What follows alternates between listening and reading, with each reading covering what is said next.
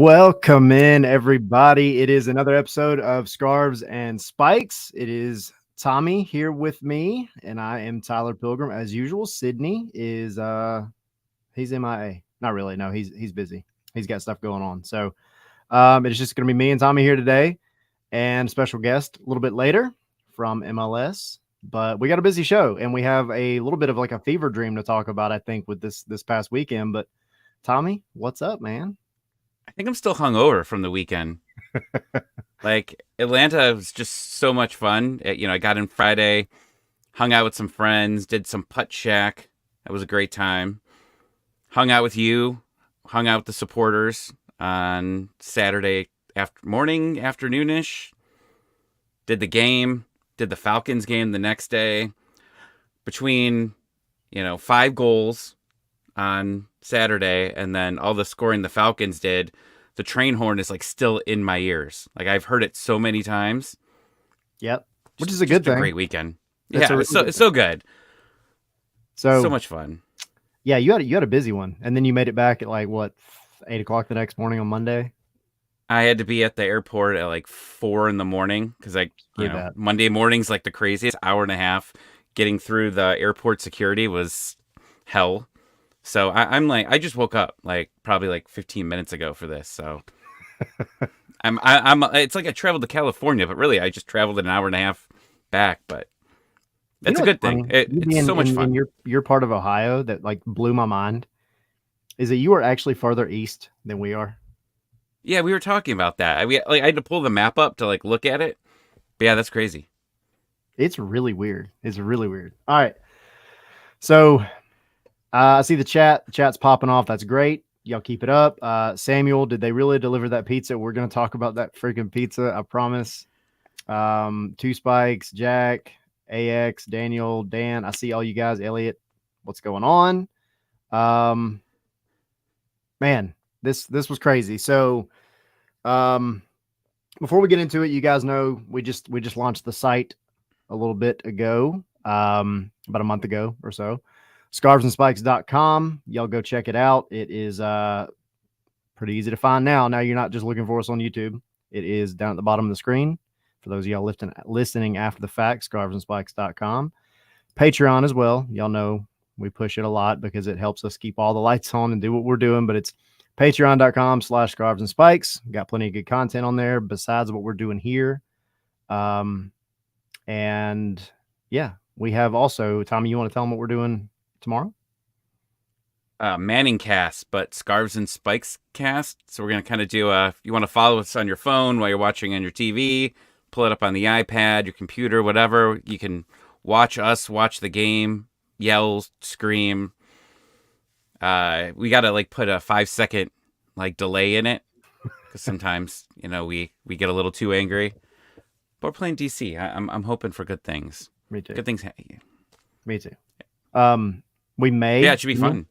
It'll be fun. Yeah, Sydney's working on a special guest for that one as well. It may or may not work out, so I'm not promising anything, but it'll be fun regardless. If you guys have been on the watch-alongs over on Patreon, you know how fun it is. We get into it. We have a good time, and it'll be exciting. And hopefully Atlanta comes away with this one with another 3 points because they can. But we'll talk about DC in a little bit. Let's talk about what happened in Atlanta this weekend because there are so many stories. So many stories. So many. So, do we start from the beginning, I guess, Messi? Or do we go all the way back to Joseph? Well, let's start, I guess. Sydney posts the video, I think it was like Friday morning, right? That says, Tata Martino says Messi is healthy, he's fit, he's ready to go.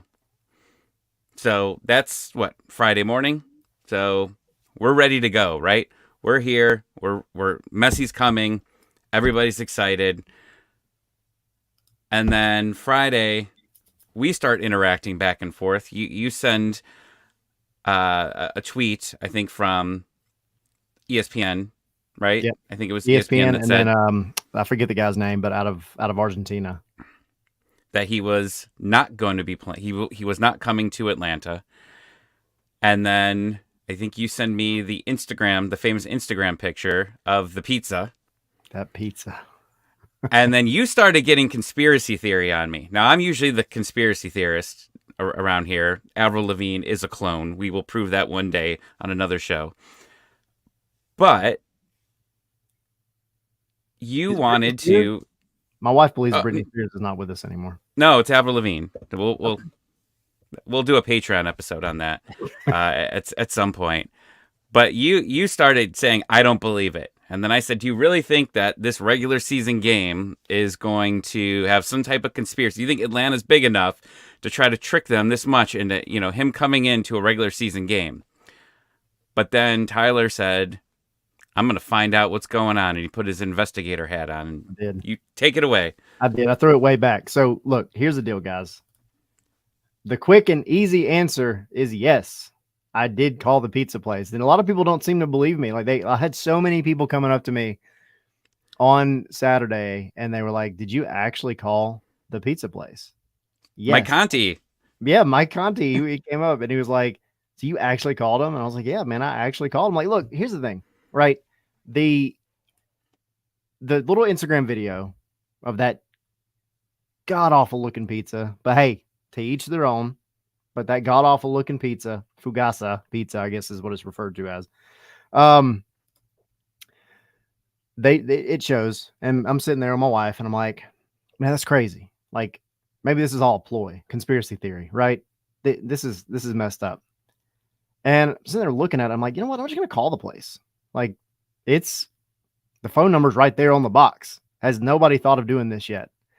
So I called them. And they picked up on the first try, and they introduced themselves as, what is it, Banchero, I think is the name of it. I think so, as yeah. the pizza place. And the guy that answered the phone did his little introduction, and he's like, "How can I help you?" And I was like, "Look, this is going to sound like a really weird question, but did you guys just serve a pizza to Lionel Messi?" And he kind of laughed, and he was like, "Yeah, man, we actually did. It's kind of crazy. Like, the order came in like an hour ago, and we kind of like we were kind of confused at first, and then we verified like it was actually him, and it was a delivery. He didn't come in and pick it up. It was a delivery. So our manager was like, I'm delivering that pizza, and delivered the pizza to his, I guess, I don't know if he's in an apartment or house or whatever, but the manager of the place actually delivered the pizza to Messi and his family." And I was like for real, like you're not screwing with me right now? And he's like, no, I'm dead serious. And yeah, so that was Friday night. That was a few hours before the match. And then of course we know what happened the next morning. Like, he was at his son's game and it was pretty much verified. But then there was also that little bit of extra like conspiracy theory, because there was that Learjet that took off from Fort Lauderdale and was on its way to Atlanta. But yeah, I mean, it was crazy. And yeah, nobody believed me. I mean, I even started showing people my phone, like, look, I called the number. It's on my call list. I promise I called him. So yeah, I don't know. Real journalism, I guess, is what people were saying. And he might not play tomorrow either. Yeah. There's already tweets out there saying that they're really resting him, and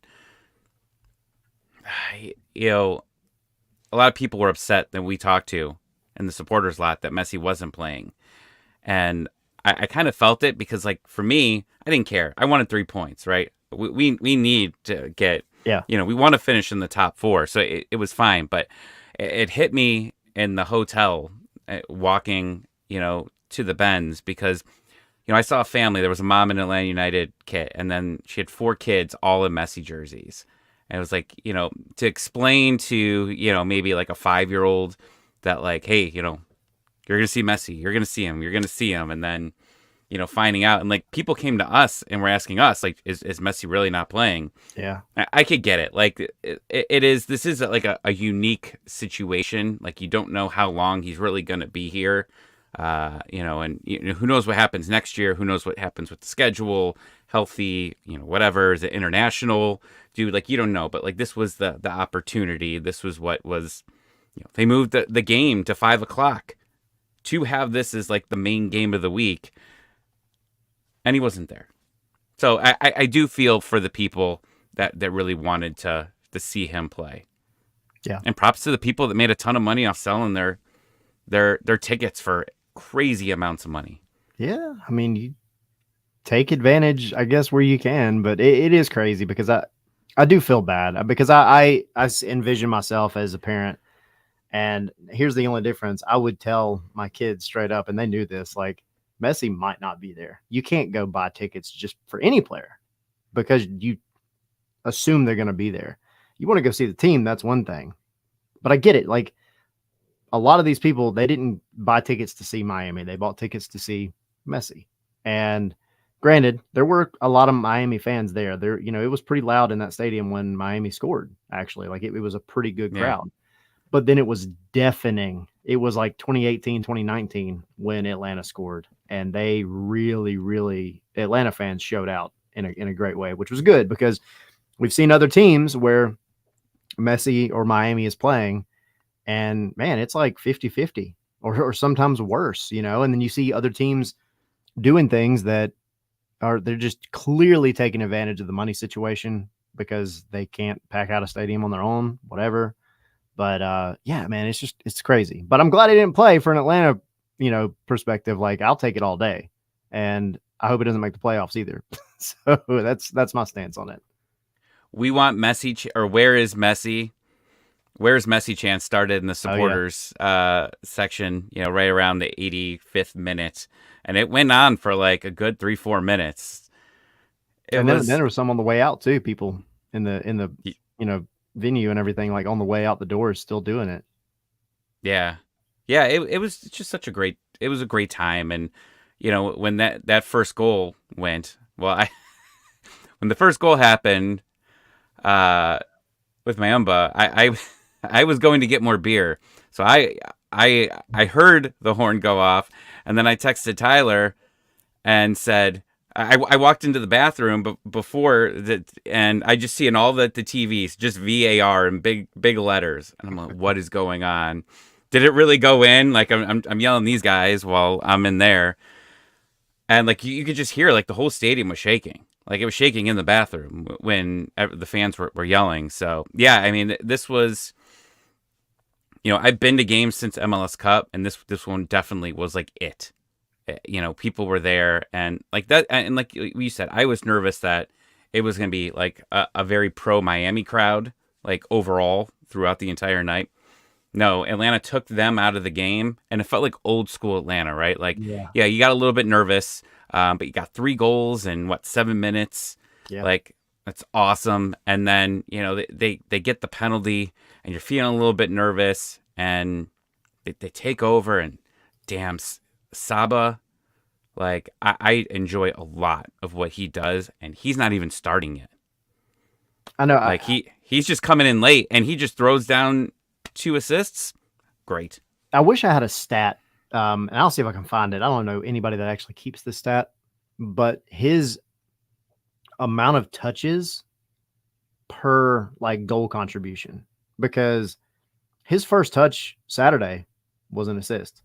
And then we go back to like his first game when he showed up, and he got like he has made stuff happen every single time he steps on the field. The only one he didn't was I think it was Cincinnati, where he just wasn't being given the ball, but he was getting in so many good places. And yeah, Saba has and it's not just Saba. I mean, we'll talk about all of them, but Saba, like, the amount, he's like Giacomakis in the sense that like Giacomakis is scoring a goal every 0.91 minutes, or no, I'm sorry, 0.91 goals per 90 minutes. So almost a goal per match. That's efficient.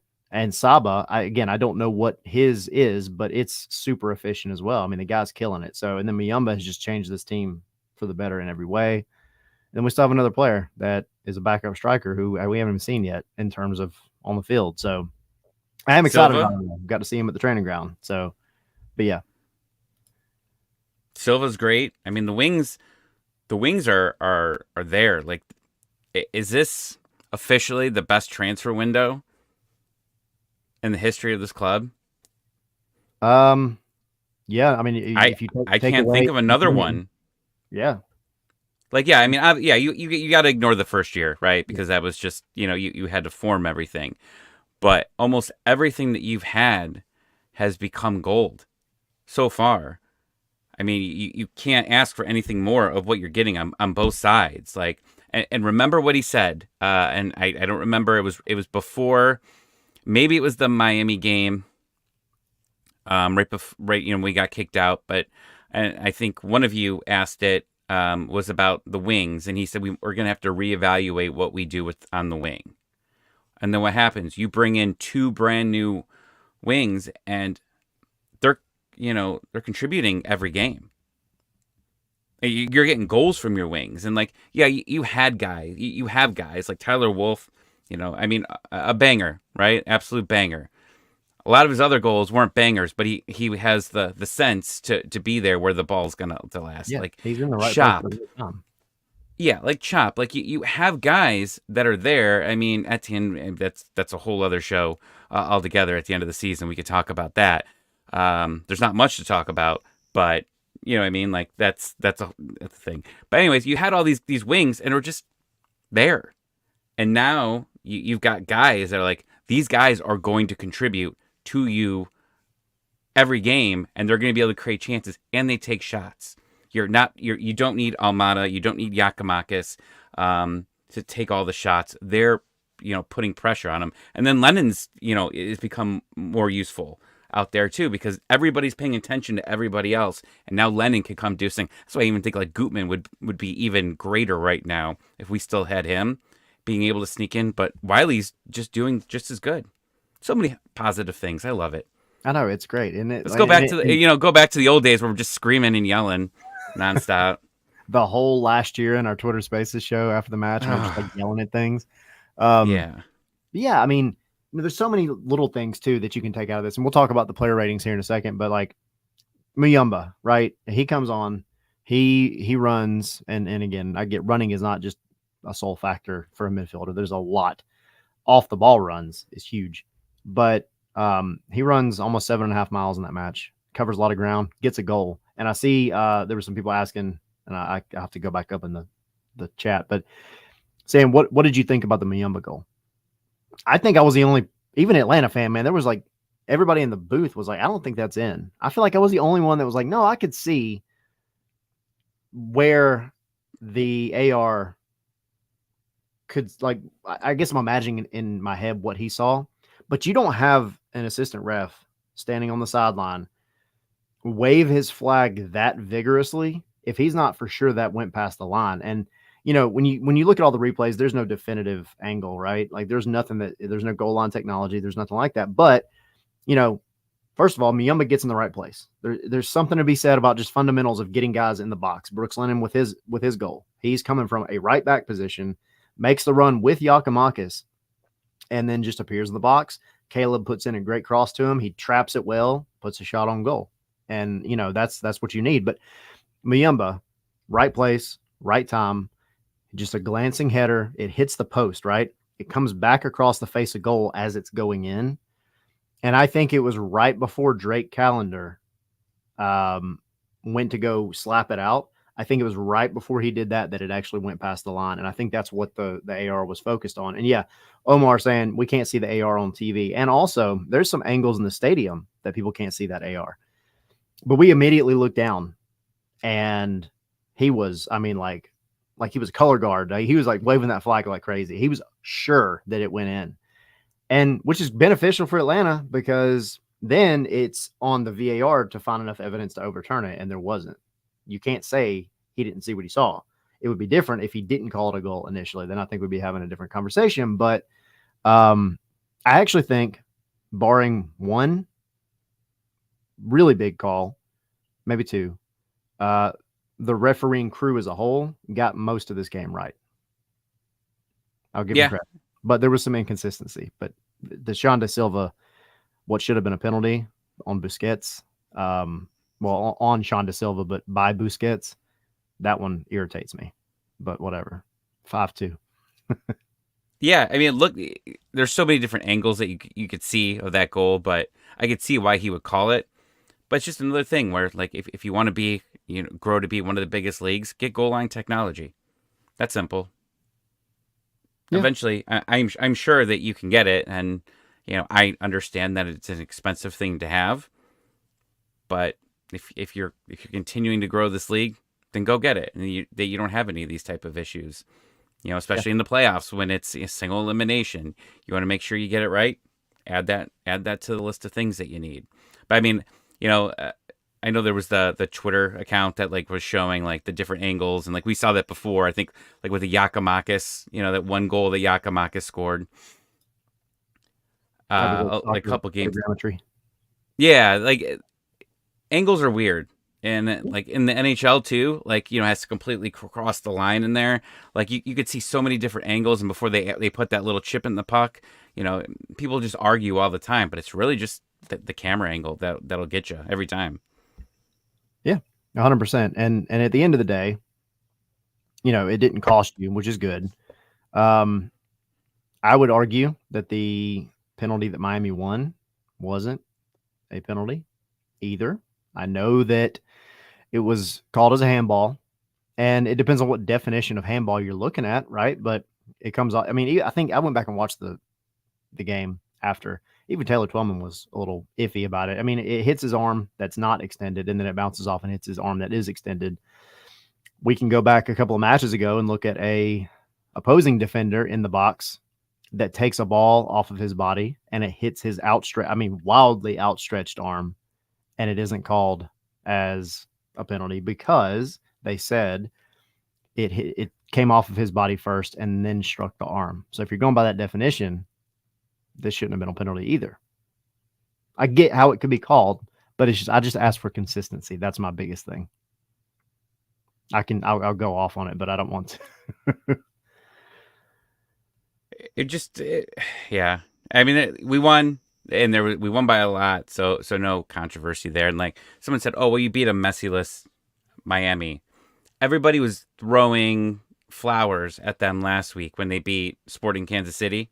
Yep. Well, it was like 3-2 or whatever it was. Everyone's like, "Oh, you see, they can win without Messi." You can't have it both ways. You can't say, "Oh, they won without Messi, but they lost without Messi too." Like it's the same thing. Okay, this team was the last place team before them, so whatever. If you hear this like screeching noise, I got a bug in my room. Do you hear this? I don't. Okay, good. Well, there's a bug in here that's just taunting thanks me. for letting us know. So now we can make you be self-conscious about it for the rest of the show.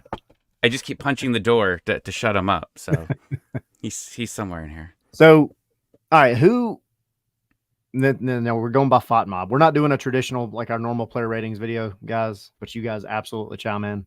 Who do you think had the highest Fought Mob rating on Atlanta United?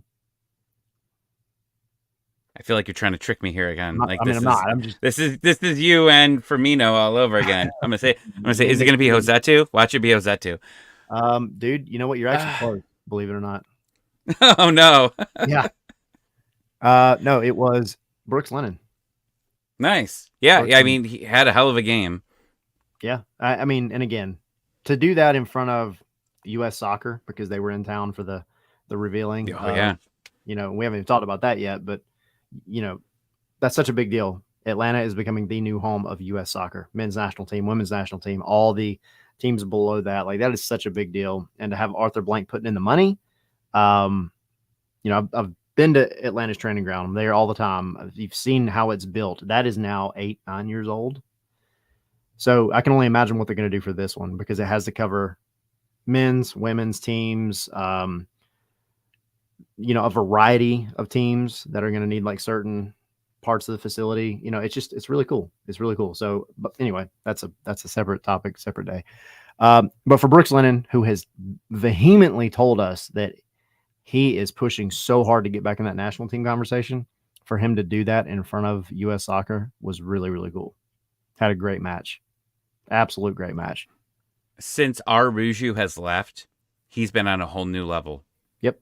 Right? Like he had to come up and play the wing, and he had some really good games. Then we were like, oh man, Lennon's better than what Aruju was, right? And then he gets back to his position, and it's continued to impress. Like remember that goal I think he scored against Philly? Like I think that was one of like the big goals that he scored there. He just keeps coming up in big moments, and like I felt so happy for him when he scored that goal on Saturday. Like it's just he's great, and you talk about who is going to eventually be the captain of this team when Brad Guzan leaves. I like Brooks Lennon a lot. Yeah, Brooks Lennon or Yakimakis. I mean, but again, Brooks Lennon's got the the tenure. He's been there for a minute, right? He's So calm. Our captain would just tell everybody to go beat everybody else up if it was Yakimakis. Get so him. I Just want to go talk get him. go tackle him from 30 yards out, just a full sprint and just waylay the guy. Um, He's paying Jason, for it, though.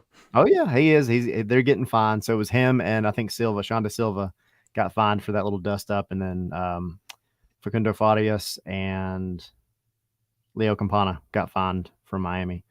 But I like the attitude though. I like what I see. But that's the thing, Yakimakis, man, that guy's ride or die.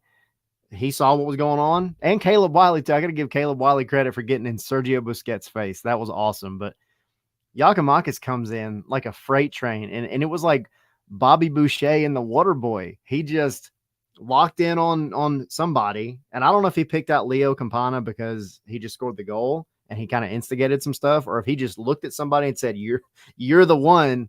And from like 30 yards away, just a full sprint. You couldn't see it on the TV, but I was watching it obviously in the stadium, and he picks him out and just trucks him, absolutely trucks him.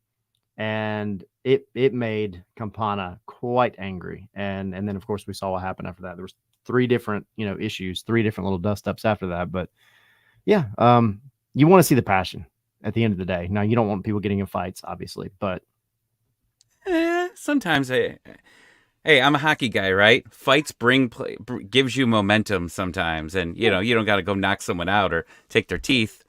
But sometimes the group that fights together builds chemistry together. I will, because I wrote in my article on Dirty South Soccer. I mean, if you look at the match, it seemed like that was the moment that the game. I mean, Atlanta was playing well, right? But that was the moment when it seemed like they just turned into a different team. They found that extra gear, and after that goal, and after those three different, scuffles or whatever you want to call it, Atlanta just looked dominant. They played as a team. They were aggressive. They were all over the field. Jackson Popkin up in the booth with me, he was sitting next to me, and he was like, there was one of the moments where they lost the ball, counter pressure, get it back. But on the counter pressure, there was three Atlanta jerseys around one guy. And he just looked at me and he was like, man, they just robbed that man, but that's what you want. That's what Pineda's been trying to preach for so long. And when you see it all come together, it's a beautiful thing. Yeah, you got a month to the playoffs. The more chemistry that you can build with everybody, the better. And like that video that they posted, their summary video that they do after every game was like a 4.5, 5-minute video. This time a little bit longer, showing about how they got destroyed by Miami. Yeah. And then like just the music, and then like when Brad Guzan's getting crowded on. It was like watching like the Avengers movie. Like it was just so great to just like, it was like it's building up. Like Thanos scores. Campana. Campana's Thanos. It'd been cool if it was Messi, I guess, but whatever. He was too scared. And then all of a sudden, here come all the Avengers and 5 goals. Get out of the stadium. That's how you end. The Marvel verse of Atlanta United. Just fantastic stuff. So we obviously there's still plenty to talk about. We haven't even mentioned, light up the candle, Tommy. We haven't even mentioned Joseph Martinez yet, or Tata Martino, because this was such a storyline driven match, right? There was so much going on. We have talked about the pizza. We've talked about me calling the pizza place to find out. We talked about all the important stuff, but we have a very special guest to get us ready for tomorrow's match. And we will jump back and forth, I'm sure. But very special guest in Lori Lindsay. Hello, everyone. Hey, how's it going? Hey, how are you? My favorite line is already Messi being scared. It's just yeah. I'm like, Hopefully this is the exact show I want to be on. I don't want to have to live that one down, or anybody keep the receipts. Tommy, How's thanks. it going? Thanks for having me on. Yeah. They were chanting it, Lori. They were saying, "Where is Messi?" After that 5th goal went in, it was going across the whole stadium. It was something special. Yeah, no doubt. Good to be here. We appreciate it. So, for those that don't know, just kind of give everybody the rundown. You've been with the national team, you've been in multiple leagues, right? But Yep. kind of give everybody your backstory real quick. Yeah. Well, Lori Lindsay, former U.S. Women's National Team midfielder. And as you mentioned, I'm one of, I think, 4 or 5 players that played in all 3 of our women's pro leagues. So speaks to my age, but maybe also, fortunately, a little bit of longevity in my career as well to be able to withstand some of the ups and downs of the different pro leagues. But loved every minute of it. Played 2011, 2011 World Cup, 2012 Olympics, and then kind of slowly made my way into broadcast. Was doing some other things before I retired, but felt like I was getting too far away from the game. So then had some people pull me back into the media / commentary side. And yeah, haven't been in it incredibly long, but I would say about 4 years. But I cover NWSL. Obviously, I'm here with you all because of MLS and Apple TV, which has been extraordinary experience. I called the Women's World Cup. I was over in Australia and New Zealand this summer for 5 weeks. And what else do I do? Yeah, I'm sure there's some other things that I'm missing in terms of commentary, but those are the two biggest ones: NWSL and. Must be nice to be that busy. Yeah, listen, I feel incredibly grateful. It's such a fun life, and to be able to cover MLS and our women's pro league, it's extraordinary. Cool. So obviously it's a quick turnaround. I don't know. I'm assuming you're up in DC already. I'm not. I actually live in Philadelphia, so after this, I'm driving because it's just a quick trip. And then I actually have 3 DC United games. I had them in Charlotte on Saturday, and then Chris Whittingham and I are calling these next 2 DC United games, so we're just staying there. Okay, cool. Oh, nice. You may be the first, because we've had a bunch of MLS folks on here. You may be the first one that I've ever heard of actually driving anywhere. Everybody's like, I'm getting on a flight in 5 minutes. Listen, we fly so much. I fly so much. I'm like, yes, I could drive. This is awesome. 2 hours. Road trip. Podcast or music? Both, actually. But I do have to catch up with a friend. Not have to, but I'm going to catch up with a friend. So that would take up the majority. So I look forward to that conversation, and that will take up a chunk of it. So, yeah. Okay. Cool. All right. So we'll dive into it. You've got Atlanta, DC, 2 vastly different teams right now. I mean, obviously Atlanta had a great summer transfer window. Things are, knock on wood, looking up.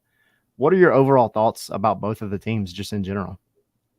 Yeah, well, actually, which feels incredibly weird to say that this is my first time calling Atlanta this season. I've called them in the past, but this season, which feels like a bit bizarre because typically they do try to keep us somewhat regionalized, right? And I've covered a plethora of games. I just haven't happened to have Atlanta. So I'm stoked about it because hitting them at the exact right time, because as you mentioned, huge summer transfer window with some pickups that they got and are pretty much firing on all cylinders, right? So, and in a really good spot. And then I think you have DC United, who are such a fun but interesting team, because you're like, what are we going to get this week, right? And you look at all their players. I mean, especially Benteke, you look at Click, these players that are extraordinary and that you feel like are missing out on some points. Tie San Jose at home over a week ago, then tie Charlotte away from home as well. So,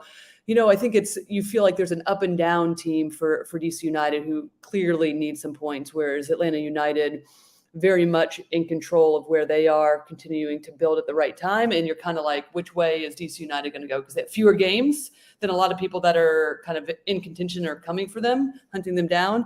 So I find this one interesting because DC United playing at home, still think they're going to be aggressive. But I think they're obviously a more of a direct team trying to play into Benteke and then get players off. But I'll be curious to see the approach from Pineda and his squad, and just to see if they even sit back a little bit and try to counter themselves and deny and almost force DC United to have to keep possession at times, right? And try to take control of the game. Because one thing I think we know about Atlanta is they want to have control. They can keep possession, but they can also be deadly in transition. So it's a tough team to play against in that regard. But I think at times, if they do open themselves up, they can their one weakness would be they can get hit on the counter as well. So I think they'll be ready for a fight. I think they'll try to take away some of that direct play from DC United and then look to hit in transition on the other side. The playoffs, this new playoff format's so interesting because, we're inching closer towards it. Yeah. And, you've got a couple things. Like, you're preparing for this best of 3, which we've never seen before. Yeah. And then you've got this, like, elimination game, too. So, like, you don't want to finish in 8 and 9 because, right, exactly. You got to go into that game, get exhausted from that, and then go into a best of 3. So, like, those teams that are in 8, 9, 10, 11, and then no one wants to forget about Miami either because everybody thinks they're gonna make right. it, but like because you got to worry about them too. Once if Miami's 9 and then you're 8 and then you got to play them. So like I wonder what's going through DC's mind, just because like, all right, we want to make the playoffs, but we don't want to make the playoffs and be in this elimination game. It's got to be stressful like when you're around that block. Yeah, I think so, especially as a player, because you're like, okay, time is ticking, right? You have few games. You, again, like I said, you drop points, which would be almost feel like a loss a week and a half ago versus San Jose at home. You would take a point against Charlotte at this point in time, essentially, right? Knowing that they need to get points as well.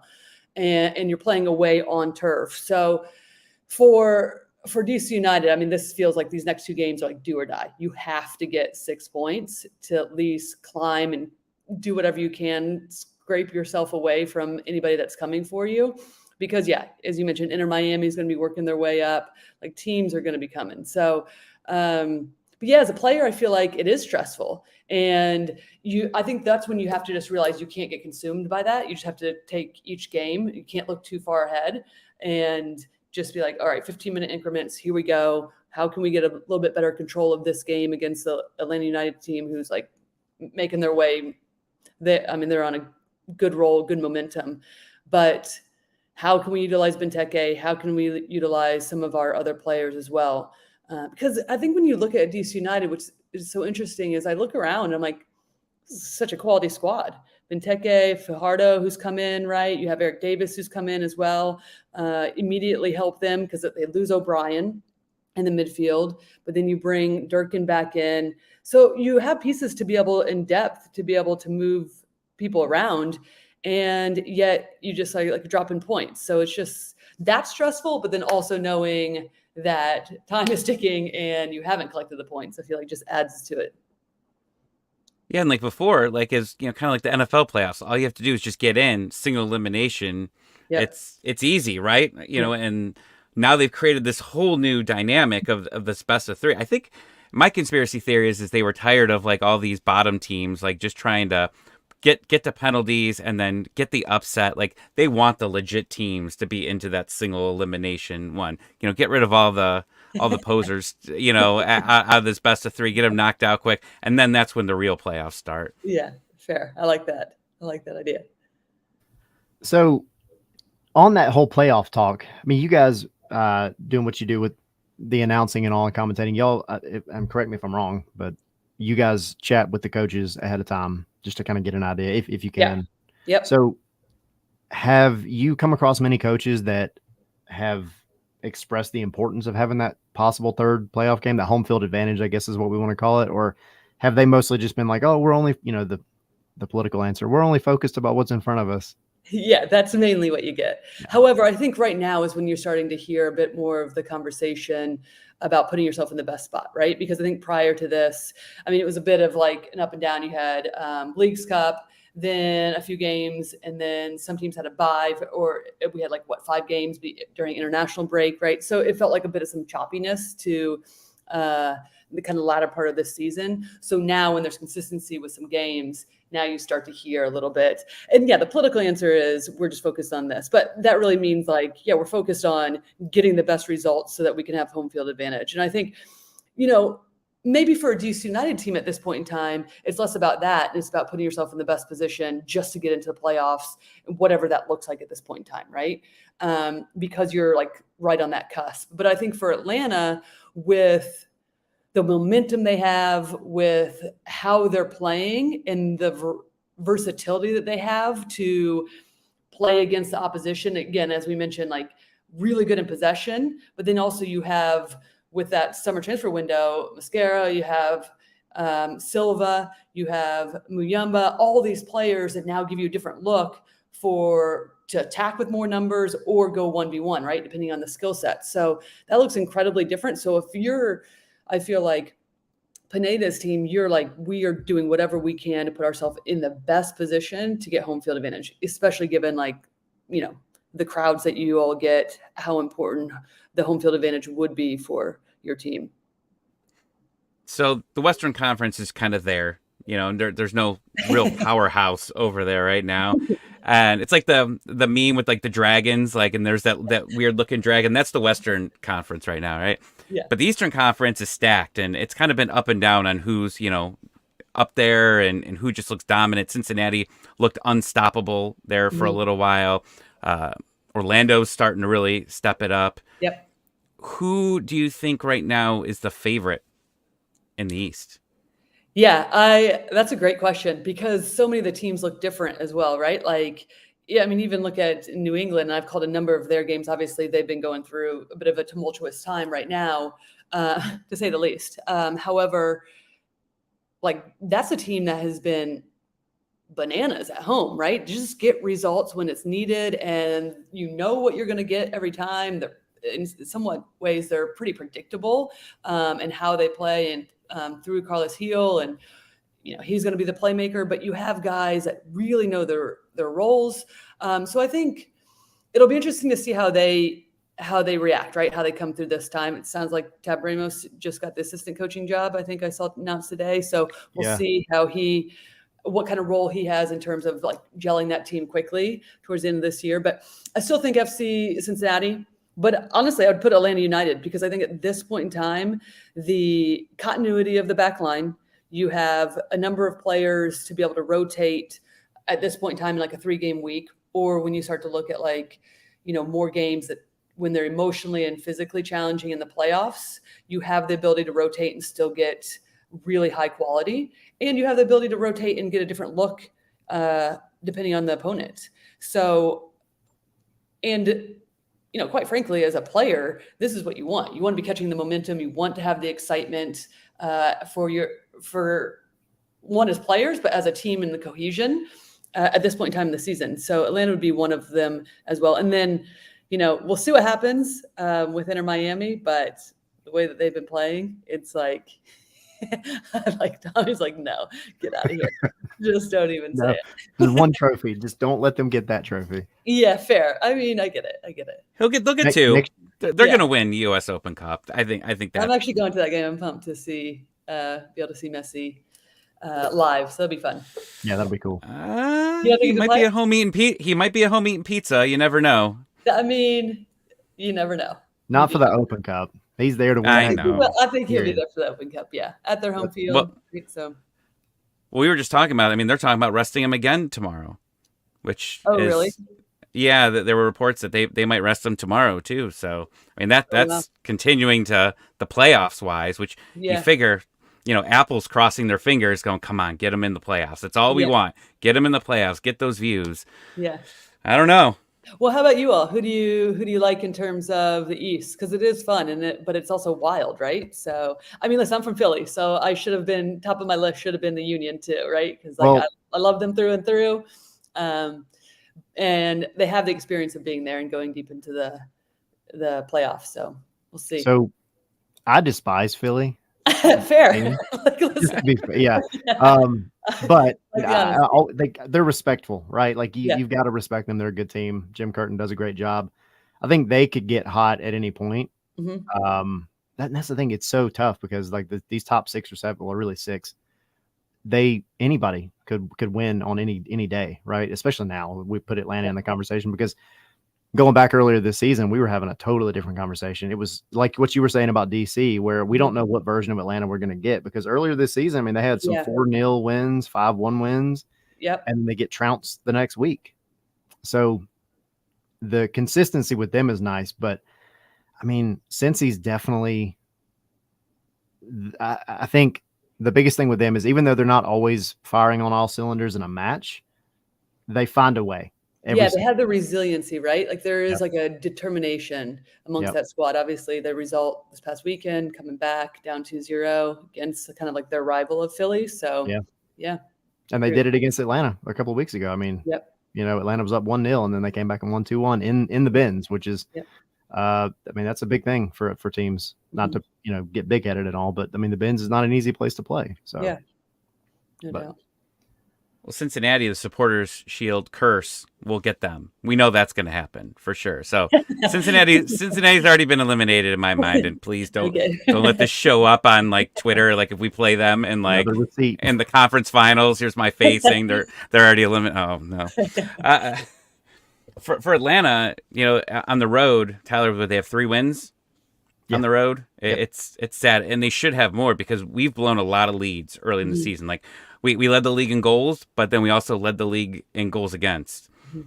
So it was always frustrating. Like we should probably have 3 or 4 more points than what we currently do because of that, and that's Atlanta needs to finish in that top 4 because originally when Garth Lagerwey came in said we want a top 4 spot. Now he said he wanted a home game. Now everybody gets a home game because of the format that was announced. Yeah. But you want that second one just in case.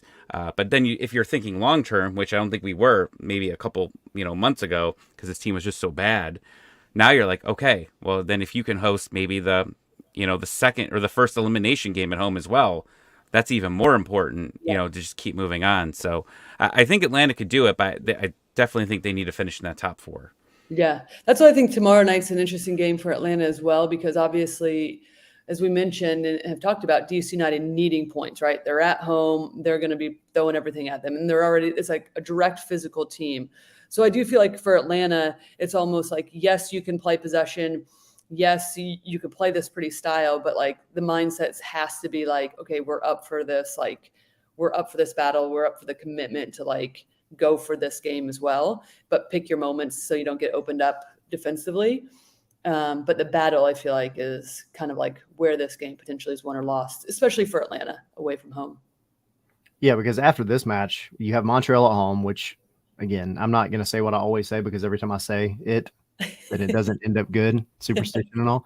But the next 2 matches, I mean, DC away matches are never easy, right? Right. We hear that all the time in MLS especially.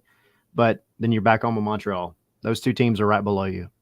And then it gets really tough because then you have Philly. Then you have Cincinnati away at the end of the season. I mean, you have a pretty tough schedule after that. But I think to your point, like these next couple of matches, especially for Atlanta, are going to show you what they're really about. I mean, they're a better team than they were 2 months ago for sure. Yeah. We know that. But can they really fight through something they've really never had to do before and come out on top? I'm really curious to see how it goes. Yeah, same. Just to pivot a little bit, Almada, we talk about him all the time, but not just him. Who, maybe top 3? Who are your top 3 front runners for MVP this year? Oh, good question. I put Acosta up there. Almada for sure. And then who else would I put in there? Maybe Boanga for LA, even though we haven't really, we're not talking a ton about the West Coast or the Western Conference right now. But I mean, I think what he does for LAFC has been exceptional, right? And they were obviously like firing on all cylinders at the beginning of the season, and then so many games, so many minutes, and then and then it started like being like, okay, what's happening with LAFC, obviously. But yeah, those would probably be my top 3 right now. I'm glad you said him and not Mukhtar. Because listen, I love Mukhtar. I mean, and I think when you look at all these players, right, it's to the point of like, what do they bring to their teams? All 4 of those players, I mean, really in some way or another carry their team. I mean, Amada, makes that attack run for Atlanta United. And I think even the pieces that you've picked up in summer transfer shows that. Like now he has even more freedom. I feel like there's a little bit more security behind him. I think he has more freedom to roam, do what he does best, flow in and out whenever he wants. And so I think, just exceptional. What is it? 9 goals, 15 assists. Like that is lights out. Yeah, That's they awesome. beat the single season, the Atlanta single season assist record in this Yeah. last match. So Yeah. Incredible.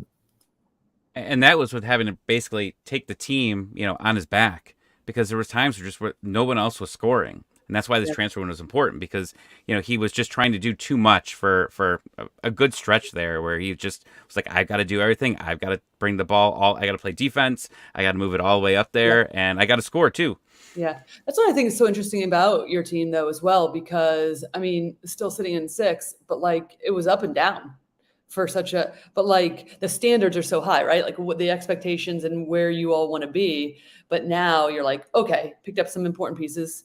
And now it's like back to kind of maybe what the conversation was like in 2019 is, I think, is that everyone's making the comparisons there, right? Like, so, but still, I mean, we're talking about DC United, who's had quite a few ups and downs. You think they're getting on a roll and then they drop points when you don't expect it. But like, yes, that might have been the case for you all, but you're still like in such a more secure spot than some of these other teams. So, I mean, hats off.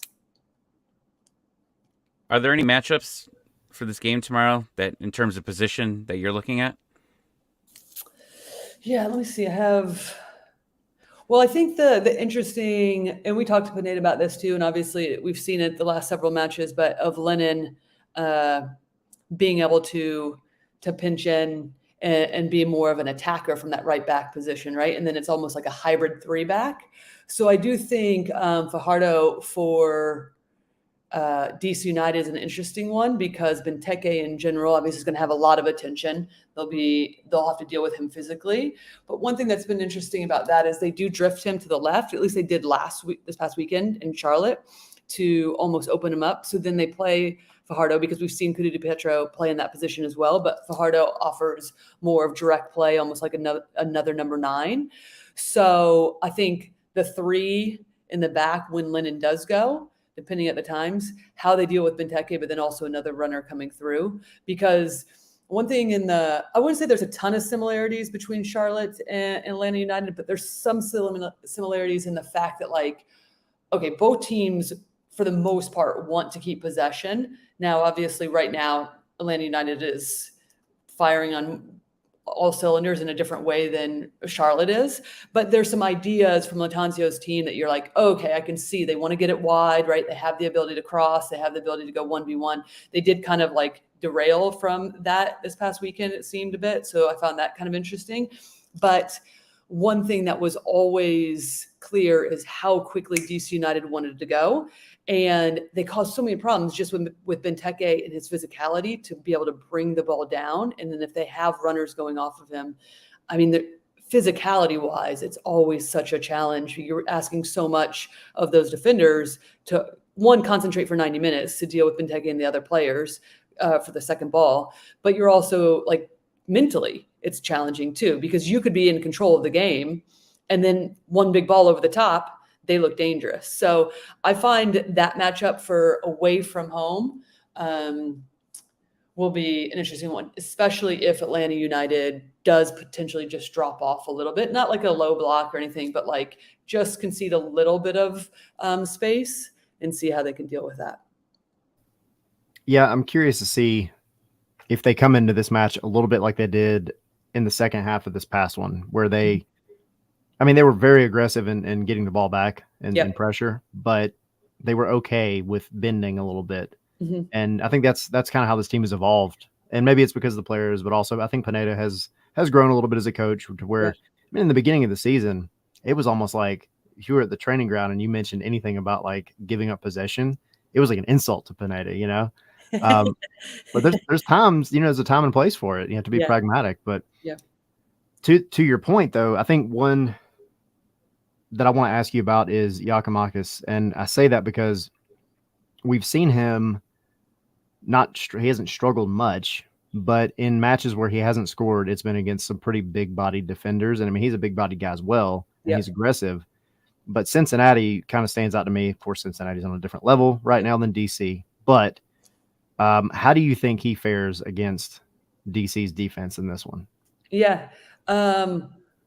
Well, That's a good question, because Pines and Heinzike, who started this past weekend for DC United as the two center backs, I thought did incredibly well, especially against Capetti. Now, obviously, incredibly different size between Giacomakis and Capetti, right? Like that's not the same height situation here, right? Add another Capetti on top of there, and then you have Giacomakis. So, but I do think what's interesting about DC United is if you can keep possession. So this is why I think it'll be interesting to see if they just try to hit on the break, or at times will they be able to, they would no doubt at times be able to keep possession. But I think that's where you can pull out DC United defensively. And so I think if Giacomakis puts himself into some good positions to play back to goal, but then also be able to get in behind quickly, I think he'll fare. It's going to be a battle no matter what, especially with Pines, who's going to be physical, who's going to track him into the midfield if that's where he goes, right? They will get pressure on him. But I think one thing that we've learned is that he does have an interesting profile as a number 9, because you wouldn't think that he would be as agile or mobile to get in behind as well as he does, but he does. So he has a variety of ways that he can be threatening. So I think as long as he continues to move and then pick his moments, it will be a battle in terms of physicality, but he'll have the ability to be able to link and then get into the box and create himself. So one thing for you to look out for here is Giacomakis is up for another yellow card accumulation. Yep. And last time he was about this was right before the international break, and right towards the end of his stay on the field, he just shoves someone to the ground for absolutely no reason, gets the yellow card, and because of the rule of international break, he wasn't even going to play in that game anyways, and he ended up really not technically missing a game. But like we talked about the schedule in Philly and Columbus and Cincinnati that are coming up, I wouldn't be shocked if he doesn't get a yellow card just at the end of the game. Just wait for that shove. He's just going to take someone down. I think Montreal is the less of the Titans that you're playing there, so I think he's willing to sit out Saturday. Kirsten and I will make sure we give you two a shout out, because you heard it here first, everybody. Here first. Just don't bring back the other 2 receipts that Tommy's screwed us with Messi being scared. All right, so want to be sensitive to your time. I know you've got a big day tomorrow and everything. I just one final question. Is kind of a fun question. Favorite? I was going to say favorite career moment, or I'll let you pick. Favorite career moment, favorite national team moment, whatever. What was yours? Yeah, in your playing? I would say the 2011 World Cup final. We ended up losing in penalty kicks to Japan, so that's like sometimes people are like, wait, what?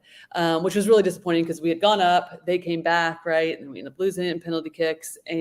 But that is, I always say that is the tournament that changed the trajectory of women's soccer, specifically here in the US, right? Because not to make this a long story at all, but prior to leaving for that tournament, the 2011 World Cup in Germany, we had a couple send-off, or I guess just one send-off match actually at Red Bull Arena, and we played Mexico, and there's like 5,000 fans that came, right? Because at that point in time, like every 4 years, people would get excited about our national team, and then it would be ebbs and flows.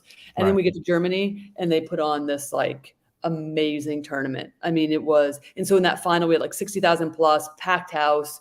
Germany was one of the favorites, had won the previous 2 World Cups, and they were going for a three-peat. They got knocked out early. Then everybody was like, all right, US, right? And it was like the perfect, outside of that final, I would also add in I think it was a quarterfinal. So us versus Brazil, the goal heard around the world where Megan sends it into Abby. We tie it in double overtime and then win in penalty kicks. And so that game is really kind of what set that tournament off, though, because it was like Major League Baseball was on strike. I think NBA hadn't kicked off yet, right? So it was like this kind of really kind of odd period of American sports where nothing was on except for the Women's World Cup. So it was like tune in. And then that game, right, was amazing. And then, it just garnered so much attention. And since then, don't quote me on this, but we haven't really played in fewer than 20,000 fans, right? I mean, it's just continued to build, and and then this World Cup, right? As a commentator, yes, was phenomenal to be as a player and dream come true, but to be able to be on this side and call the games this summer was just Australia and New Zealand did an exceptional job. The games were like the highest of quality. Yeah, it was such a fun experience and something I'll never forget. So those are probably two, player and now That's this awesome. experience this summer. Yeah. So you're watching the penalty kicks with the U.S. Like Oh goodness. Yeah. when it's about to start, like do you just like go back to that moment of being in penalty kicks? Like how do you feel like when you see that and you're commentating and watching it over there and Yeah. Feels a little bit more of like a relief now that I'm watching it, because I mean, obviously, there's still some players like Megan's about to retire. Right, I played with her. I played a little bit with Julie Ertz, who has her final game on Thursday. Alex and Becky, and so there's still some players. And as like you feel like it's a family, right? You really care about all of those players, and you just want it to continue to be the best. And that is kind of that is the motto of the team. Like leave it in a better place than where. When you started with the team, and that was left by Mia's and Julie and Michelle Akers and Bryna Scurry. So yeah, I mean, it's like, I feel like I was like puking on the sidelines in the 2011. And then now for this one, you're like, okay, a little bit less like totally attached, even though you are still attached in like a different way. But yeah, it's just gut-wrenching, devastating for the players, because obviously not the tournament in the way that you wanted it to, but also it's the development of the game. I mean, if you look at Brazil, Germany as well, knocked out in group stage.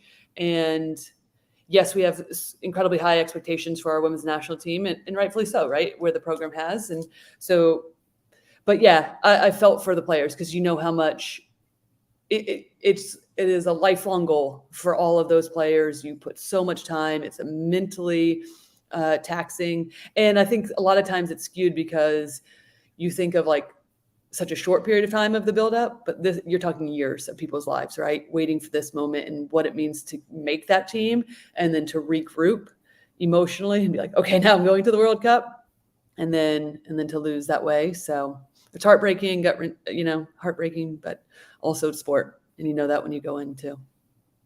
Yeah.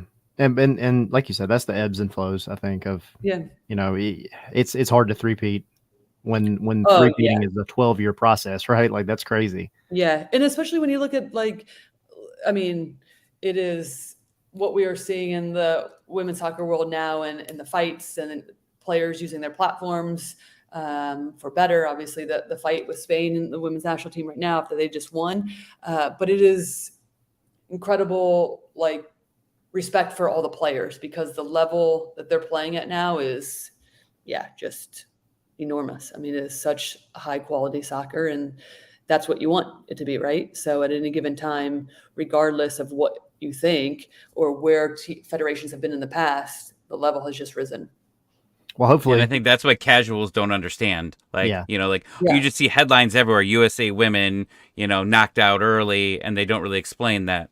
Yeah, the competition's leveled up. It's almost like It's an entirely different league than it was 4 years ago. Like before, you knew there was two teams, like maybe three teams that were like, those are the one of the three teams are going to win it. And then this year, it's like, who knows?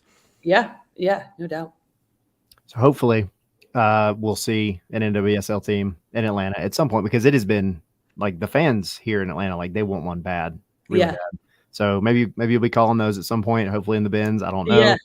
I hope so. I think Atlanta's an incredible market. So I think it'd be fun. I think the fan base, to your point, would be just like rocking down there. So yeah, fingers crossed for that. Yeah, as we continue to see expansion, right? So yeah, they're coming to my town. Yeah, supposedly in Cleveland, Ohio is supposed to get a team here. They're fighting hard for it. They said they're close. Apparently, yeah. I mean, there's a lot of places that are vying for. We have, Bay FC that's coming in this next year, and then Utah is returning as well. So those two teams, and then it was just announced today with Boston. I mean, we knew that Boston was coming in, but now 2026 is confirmed. So yeah, I mean, it's like a fun time, really. Fun. I say that in like the context of soccer in general in America, it is so fun because like the MLS Apple product, and like being able to call these games has just been so fun too. I worked with Nashville SC during the 2020 pandemic time. So it was a bit of a MLS is back, all of that. And then I've called games for ESPN and Fox, but to be on a regular basis like that. This covering the league has been so fun. Yeah, it's been great. Yeah, it's Awesome. a good time to be a soccer fan. Quick story. We'll get you out of here. Yeah. So 2019, my wife, family, we're at the Benz, and we were there just watching a game, and it was the Atlanta Red Bulls game in the middle of the summer.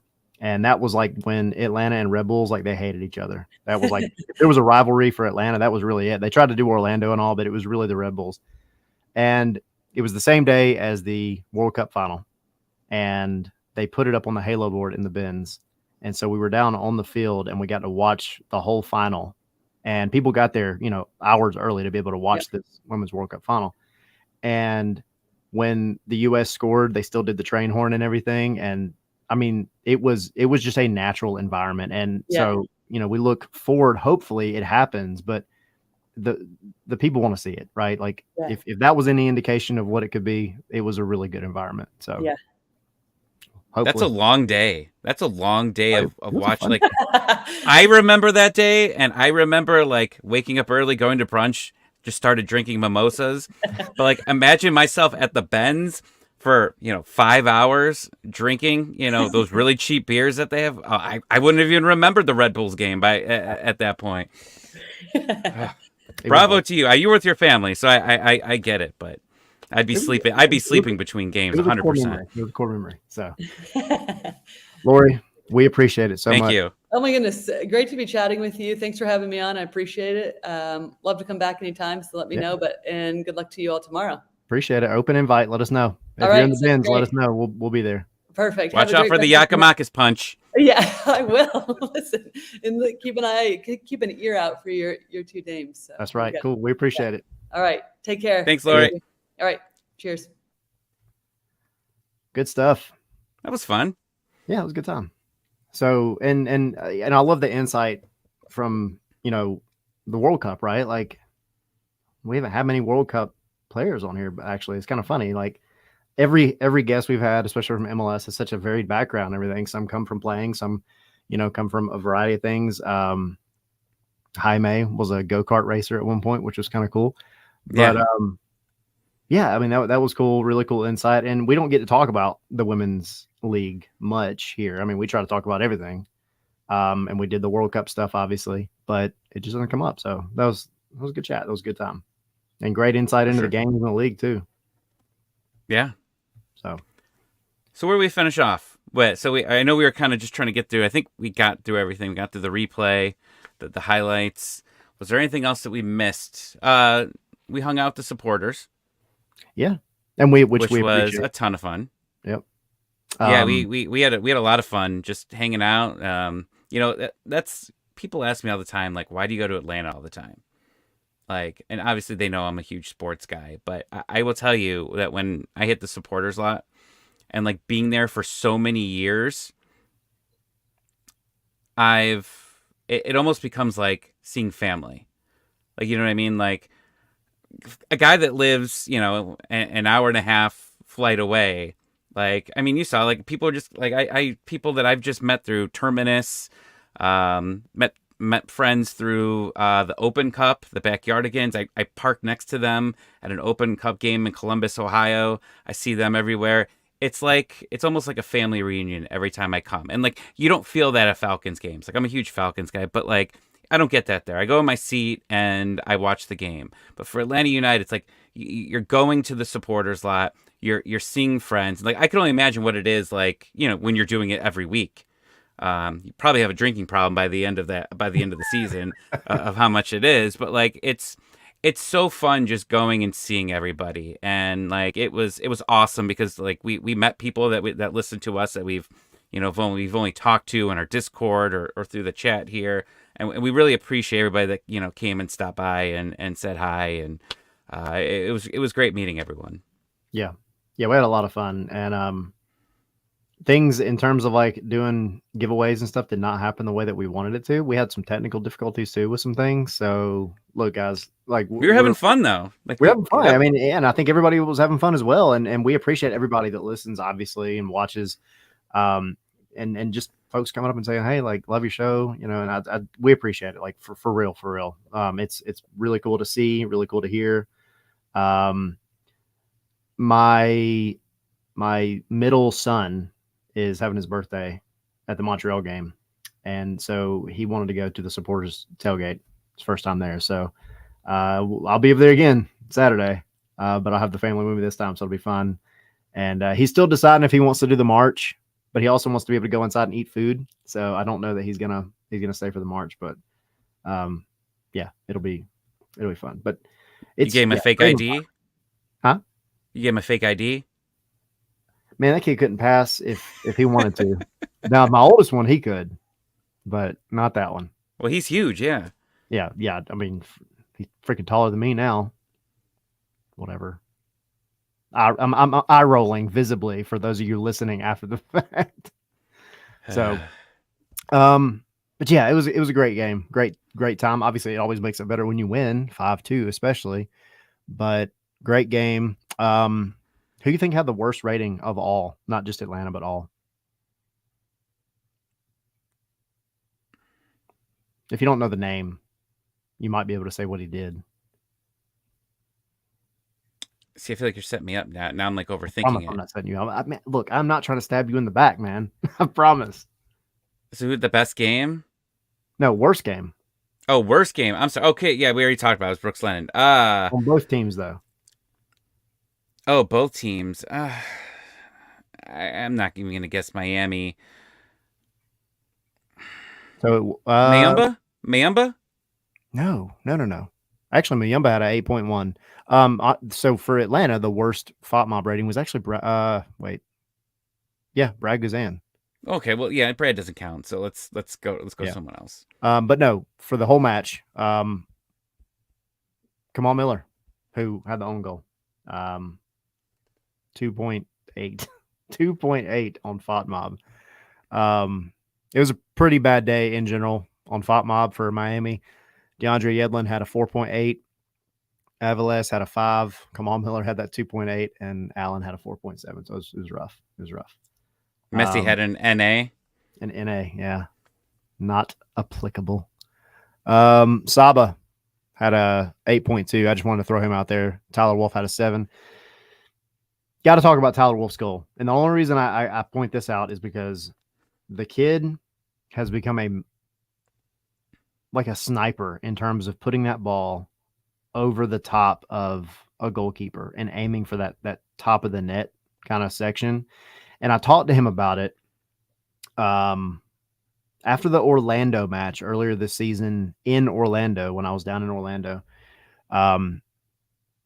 because he scored in that game. You know, he saved the game for Atlanta. And Omar Drake Callender had a 4.4, just so you know who's asking. So it was not good for him either. But yeah, anyway, so Tyler Wolf, I asked him just about the goal, kind of walk through it. And he said, he's trying to aim for that, top of the net, kind of over the goalkeeper. Of course, you run the risk, right? You're just going to send it over the top. It's a risk unless you are confident in your ability to put that shot on target. And he said it's because that's the last thing goalkeepers expect. They're expecting you to try to send it, beside them, 5-hole them, whatever. But it's hard as a goalkeeper because you're going down. That's what you do as a goalkeeper. You're letting gravity take over and you're trying to go to the ground and stop the shot. But if you can get it over their head on these close shots like Tyler Wolf has had all season, then as long as you put it on target, it's going in. And he's killing it this year. And this one, man, it was not an easy shot to do what he did, and for it to hit the bottom of the goalpost, the crossbar, and to go in, man, that was just, we've done chef's kiss a lot tonight, but that was amazing. And on a keeper that hasn't been allowing many goals, at all, over the past 2 months. I mean, he's been pretty much a wall, and you threw a 5er on him. Yep, that's huge. So wait, what was Brad's rating? Brad had a 5.9. What was the other guy's? 4.4. Sucker. Obviously, the highest one for Miami was Campana. He had an 8.7, but I don't know how Busquets got a 7.9 because he didn't even show up. Funny story, and I don't think Doug will mind me telling you all this. Doug Robertson, we're sitting in the media or in the press room after the match, waiting for Pineda to get there, and we're talking. And he was chatting with I think Sam Jones, and he was like, "Man, it's just crazy because freaking Messi didn't show up, Alba didn't show up, Busquets didn't show up," and we kind of stopped for a second. We're like, "Wait, are you being serious?" Like Busquets played, and he was like, "Dude, I did not even realize he was on the field." But that's just how it was, man. Like he got marked out of this game, and he should have been the one to give up a penalty for Atlanta, and he got shafted, or we got shafted. But so, all right, what else? I mean, we can beat the Miami horse to death. We had a good chat with Lori. We got to talk about DC, but is there anything else we need to cover about this Miami match? I mean, Joseph and Tata. That little thing that they did before the game. They just showed their picture up there and thanked them for everything that they did. That was cool. I know they're saving it for when Joseph eventually retires. I'm curious where Joseph's future is after the season. I mean, talking to our battered herons friends, they think there's no chance he comes back next season. They'll be wanting to throw money at other places. I'm curious where his career goes on from here. That'll be interesting to see.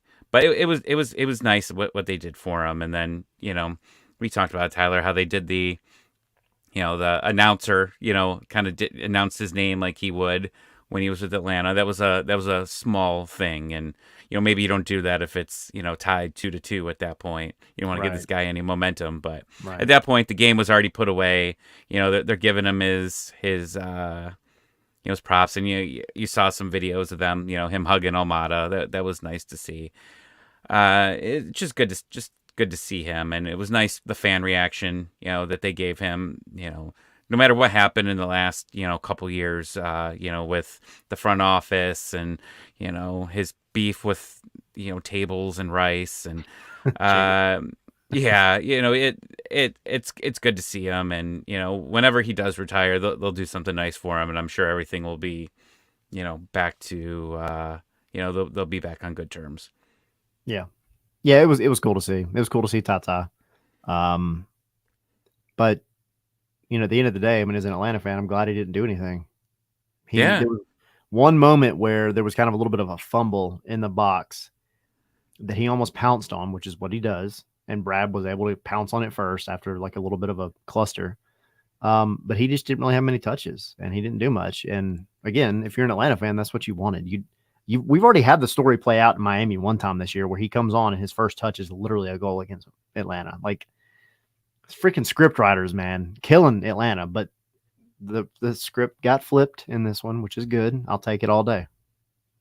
So, do you think Miami makes the playoffs? I know we talked about it with Lori, but do you think they make it? No. Me too. Especially after hearing Tata after this match say essentially that they're prioritizing the Open Cup over the playoffs, which, I mean, makes sense. Like, that's one game to get another trophy. The playoffs, I mean, even with Messi, like, yeah, there's a solid chance you're going to go and win, but you can't just draw at this point. And if we go back to the Leagues Cup, right, there was a lot of matches where if you had played regulation 90 minutes, they just would have been draws. They would not have been wins. They were only wins because they had to go to penalties. So, yeah, I mean, draws are not good enough, especially now. Like, you did yourself no favors by losing in Atlanta. There's no margin for error. So, I just don't know, especially with there being talk of him not even playing tomorrow, or if he does, not playing much. I don't think they have it.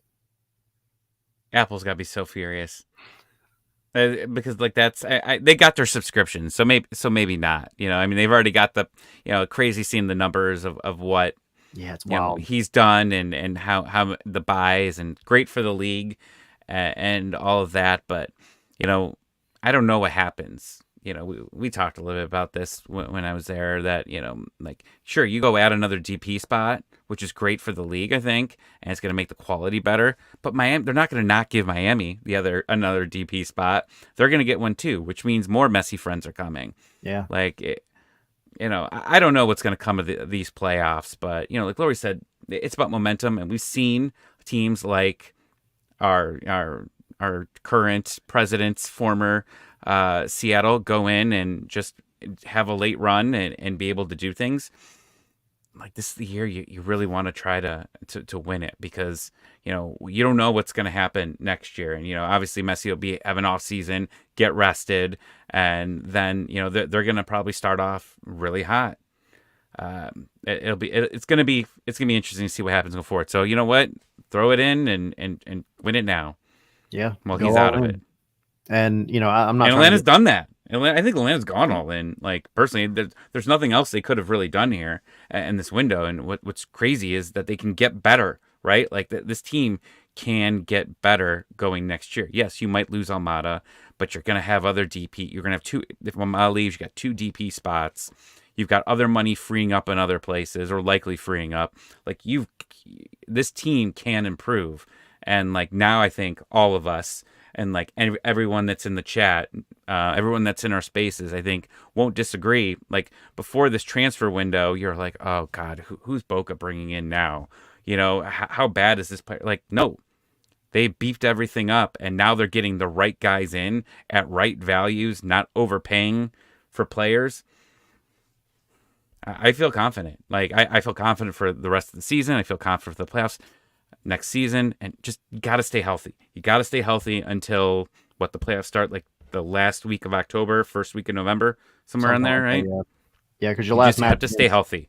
decision day is like what, the 21st, if I'm not mistaken. Yeah, So yeah, got my tickets yesterday. heck yeah.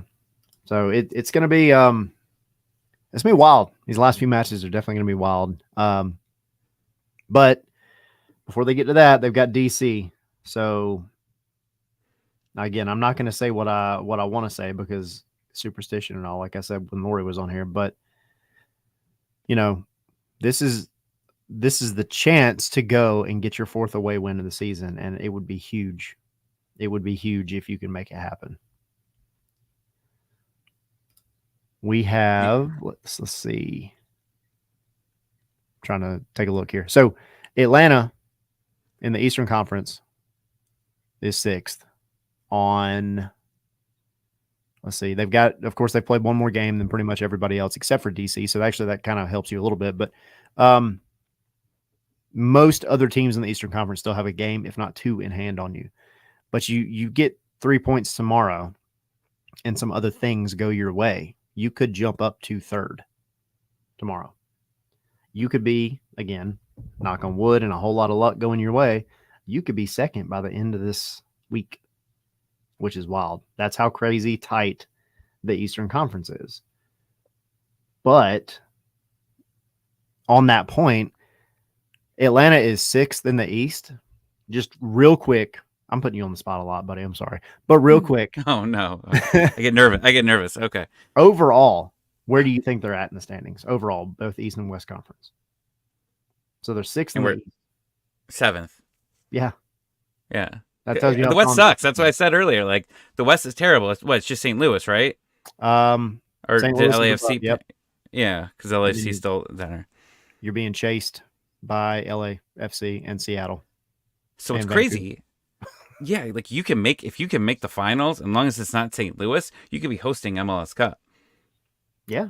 Like that, and that's like this we were talking about. Like, it's so important they get as many points as they can right now, because yeah, like once you get to those single elimination games, I mean, we've only won 3 road games. Now we should have won more. We blew a lot of late leads, at least 3 on the road that I can count of. But yeah, if you can continue to get these points, and other teams are going to stumble, and if you don't stumble, and we saw that the year that they ended up losing to Toronto in the Eastern Conference championship. Like, they weren't the best team like in there, but they were, because of other upsets in the West, they would have hosted it. So yeah, if you're gonna do it, you want to be as high as you can. Yeah, the best of 3 is obviously important, having that 3rd game at home, for sure. But if you could get past that, the longer you could stay home, the better. And like, I know we've played more games than everyone else. I think that helps us a little bit, because we're just a little bit more rested going into the playoffs. It's one less game. And we've been probably one of the most rested teams, in a bad way, because we were one of the first, MLS teams out of Leagues Cup. But I mean, since then, what, you're 4-1-1? Yeah. Or 3-1-1? Yeah. I think 3-1-1.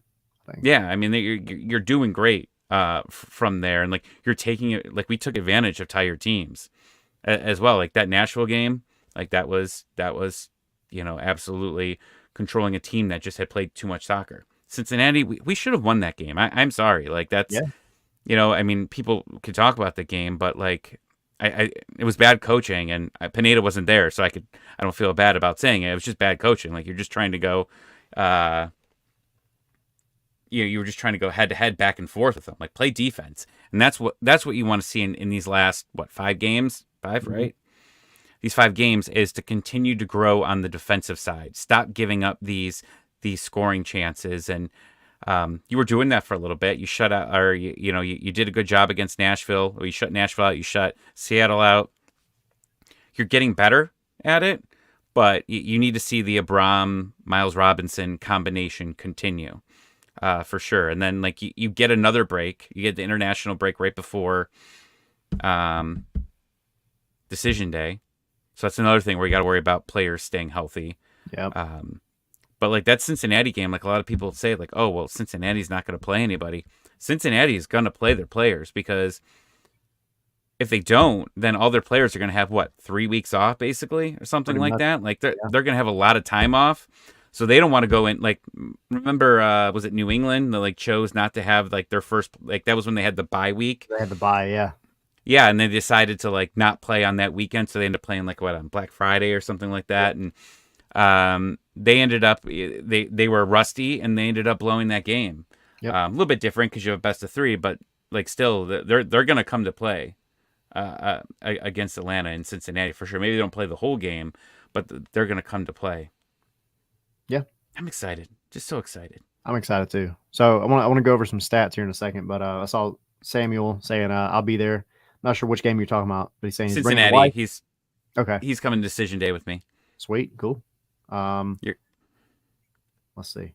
And then Daniel saying might go to that Columbus game on the 7th. That'll be good.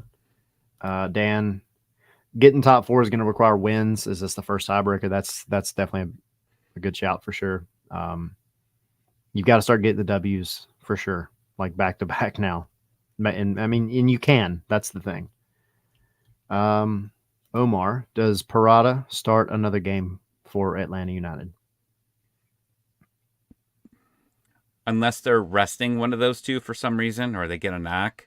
I don't think so. I think you need to continue to build that Miles Abram chemistry. Like it hasn't been in a whole season thing, right? Prada was like the starter for, at least half the season. So I think they're still trying to grow that relationship together, even though it's probably going to end at the end of the season. Yeah. But you need it for this playoff run. So yeah, I think that they're going to play as much as you can.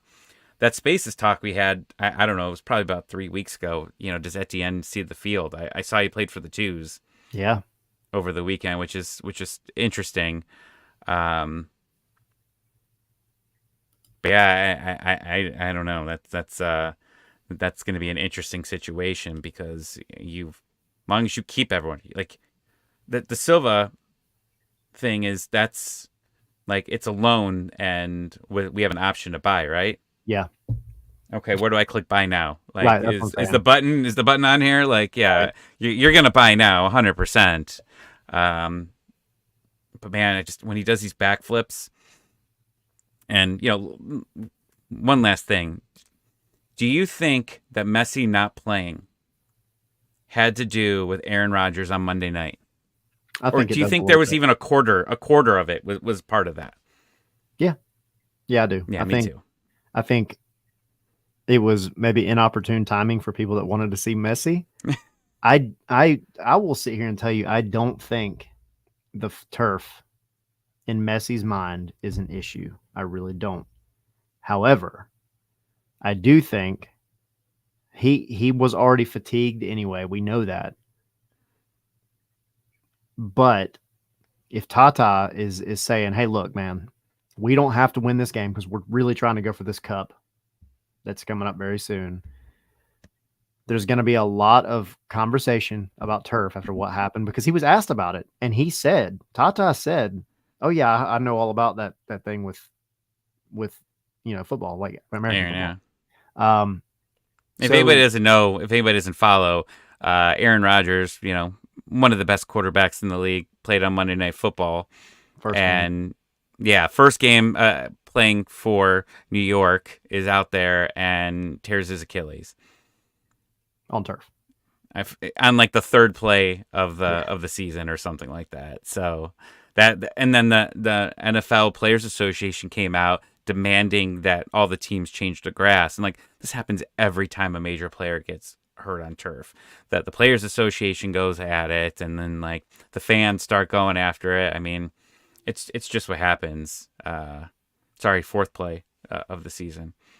But yeah, it was sad to see. But like I started thinking about it, and like our Batter Herons friends, they also have a New York Jets podcast that they do. So when I hopped on there, he was depressed because Aaron Rodgers was out, and I was like, oh man, like your two favorite players could get hurt on turf in 1 week. In the same week. In the same week. And he's like, yeah, I don't want him. They said, like, I don't want to see him on that field. Yeah. Which I'm fine with it, again, as an Atlanta fan, but yeah, that's just crazy. It just made me think about it. Like when you were doing the whole pizza thing, I looked up at the TV and they were talking about Aaron Rodgers, and like it all just clicked. I'm like, it's just a weird timing thing that, let's not do that Saturday. it'll be curious. I think if he goes another match and doesn't play on turf, that doesn't have anything to do with timing around like him being, injured or having muscle fatigue or whatever, then I think there's definitely like okay, well, did you be honest with us when you said you didn't have an issue playing on turf? But I just don't think that's it. I really don't. But yeah, we'll see. Bruno asked predictions. Yeah. Oh. Yeah, we'll get it. I hit Bruno's comment, and then one more thing. Is it really possible to maintain grass at the bins with so much going on there? It seems that the cost is huge in the long run. It is huge. And the problem is it's not just Atlanta United. It's the Falcons. It's concerts. It's concerts, yeah. The freaking monster truck thing. Like there's so much going on there. It's not something that you can just like by the end of 2 weeks in a typical bins schedule, that grass would look like hot garbage. It's not an easy thing to do. This is not the new, Bernabeu that has where like the freaking turf lifts out of the ground and then goes back under there and has like lights on it when it's not being used. Like it's not, they don't have that here. They're going to have to make it work for the World Cup. We know that. Yeah. Emilio saying the grass in July for the Premier League matches started turning after 5 days. It's now granted they're going to do it a little differently for the World Cup, but yeah, I mean, it doesn't take long to get worn out, torn up, everything else inside a building. That's just how it is. So, and it's not just Atlanta. Like there's other we were talking about New York. Like New York, the Giants and the Jets share a stadium, and if you had grass, and depending on what the weather is, they might have 3 games in 8 days there. And then what happens? Like that's going to be a pretty messed up field, and then you're basically just playing on dirt, and that's going to cause injuries itself there. So it's not just Atlanta. I don't think they're ever going to force teams to play on this. I think turf is going to continue to improve. I think it has improved over the years. Yeah. But yeah, you're not going to see any major changes anytime soon. No. All right, real quick. Got to hit on 2 spikes real quick, just because we had Nick Firmino on here the other day. You guys think Nick Firmino is coming up to the first team next season? It's so hard to say because it's tough to say where he would get time in this midfield, right? You want him to have time. You want him to have playing time, but he's also like absolutely killing it in Next Pro. I wouldn't be surprised if an MLS team or some other team in a division somewhere else in the world comes and says, hey, we want him, because he had another goal in this past match this weekend. They were eliminated from the playoffs, had a crazy match. It was 3-1 going into the half. They fight back 3-3, almost win it, but then they had to win outright. They couldn't just win in penalties with the rules that MLS Next Pro has. But Nick Firmino scored in that one too. So the dude's he's all over the place. I wouldn't be surprised if somebody comes and picks him up. Bruno saying Firmino for Josetu. I would. I'm here for it, but you know it's tough because you've seen what Josetu will do with Muyumba. It's definitely made him better, but I also think you're paying Josetu way too much to keep him. I think you can get, I mean, yeah, Nick Firmino or somebody much cheaper if we're just talking about money that'll fit better with Muyumba. And I just, but Nick is such a I think forward they could guy. fit well together. I think they could. I mean, Yeah. him being an attacker. I mean, you're going to see this midfield. I think it's going to change a lot. I mean, you got Josetu, you got Sosa, you got Ibarra. Like you got all these guys. There's going to be so many moving pieces. As soon as the season ends, like I feel like we're not going to be able to even keep up with some of these moves, which is good for us because you want stuff to talk about in the winter. But I think you're going to see a huge change there, and like we don't really know. I don't think we know what Mayumba's making right now, but like Yeah. I doing the salary cap kind of in my head, like it doesn't seem like they probably paid him like a crazy amount of money, and like you were able to find him, and like he's doing crazy things now. What's Nagby? Nagby's still a DP, like and like people are comparing him to Nagby. So like we're I think we're getting a deal on him, without knowing. I mean, we won't find out till the end of the season when they release the the roster guide or whatever. But I'm interested to see all three of these guys coming in, what they're making. The three main ones. I know we've got Tiari. Wait, Yeah. who's the other players? Yeah, Yeah. sorry. Yeah. Yeah, Jamal I Charles. mean, we don't know what he looks like. But man, we were talking about the Yakamakis, punch or whatever that might happen but then Saturday, then you probably see it because I don't want to see Barry start on Saturday if that actually ends up happening. I think that's all, honestly, I think that's all part of the plan. I think Jamal Tiara gets the start. I don't know that he plays a full 90 that on Saturday. Then you may see Barry come on as a sub, but that's hey, you got depth, right? That's what you want. So it'll be curious. I hope he comes out as hot as the other three has, knock on wood, but we'll see. All right, DC, real quick, and then we can do predictions while we're here. Um, Atlanta 2-1-1 over the last 4 games. DC 1-1-2. Atlanta's first in the league in the last 4 games in goals scored at 12. DC's tied for 16th at 5. They've given up 3, so their defense has actually been pretty solid the past few matches. Atlanta tied for 14th at 6 goals allowed. So, Brooks Lennon is absolutely killing it in this league right now. He is the goal plus assist leader for MLS defenders right now at 14. Wow. Second place is our old friend John Gallagher, has 11. Yakamakis, Mukhtar, and Denny Boanga all tied for the Golden Boot at 14, being chased by Acosta and Polito at 13. Thiago Mata third in chances created at 81. He's right behind Carlos Hill at 82 and Christian Espinoza at 86. So, stats are stats, right? The stats don't always fit the eye test, but the eye test has been really good. Has been really good over the past. I mean, it really since Leagues Cup. Like, I don't understand Cincy was tough, but they're the Supporter Shield. I don't want to say winners because they're not yet, but winners for a reason. So, it's the stats are matching up a little bit more. Things are kind of coming good where they finally should, and it seems like it's been a long time since we could say that. Like, they have good games, and the stats maybe don't back it up, or they have good stats and the freaking game sucks, right? Well, you're kind of evening things out, and things are looking good for Atlanta in both ways. So I'm really, really curious to see, because DC is they're an average team, and Atlanta right now is playing like a serious playoff team. This should be a good game.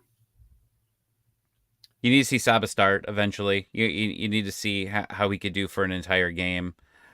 I want to see that. I want to see how the defense continues to grow. But you should start. again, cross your fingers that this team stays healthy. But like that would be my interesting thought here is what is your starting lineup? And we've got some time to think about it, but I think everybody should start thinking about that in their head, right? Does Mascara start in the playoffs, and then you have Saba come in at half? Like, is that something that, maybe that they want to do? Maybe they want that super sub out there right now, a guy that could come in, and he's obviously done, some nice things when other players are tired, but these are just fun things to start thinking about it, as we head towards November, because that these are legit questions that you should start having with yourself, is like, what are we going to look like in a single elimination game?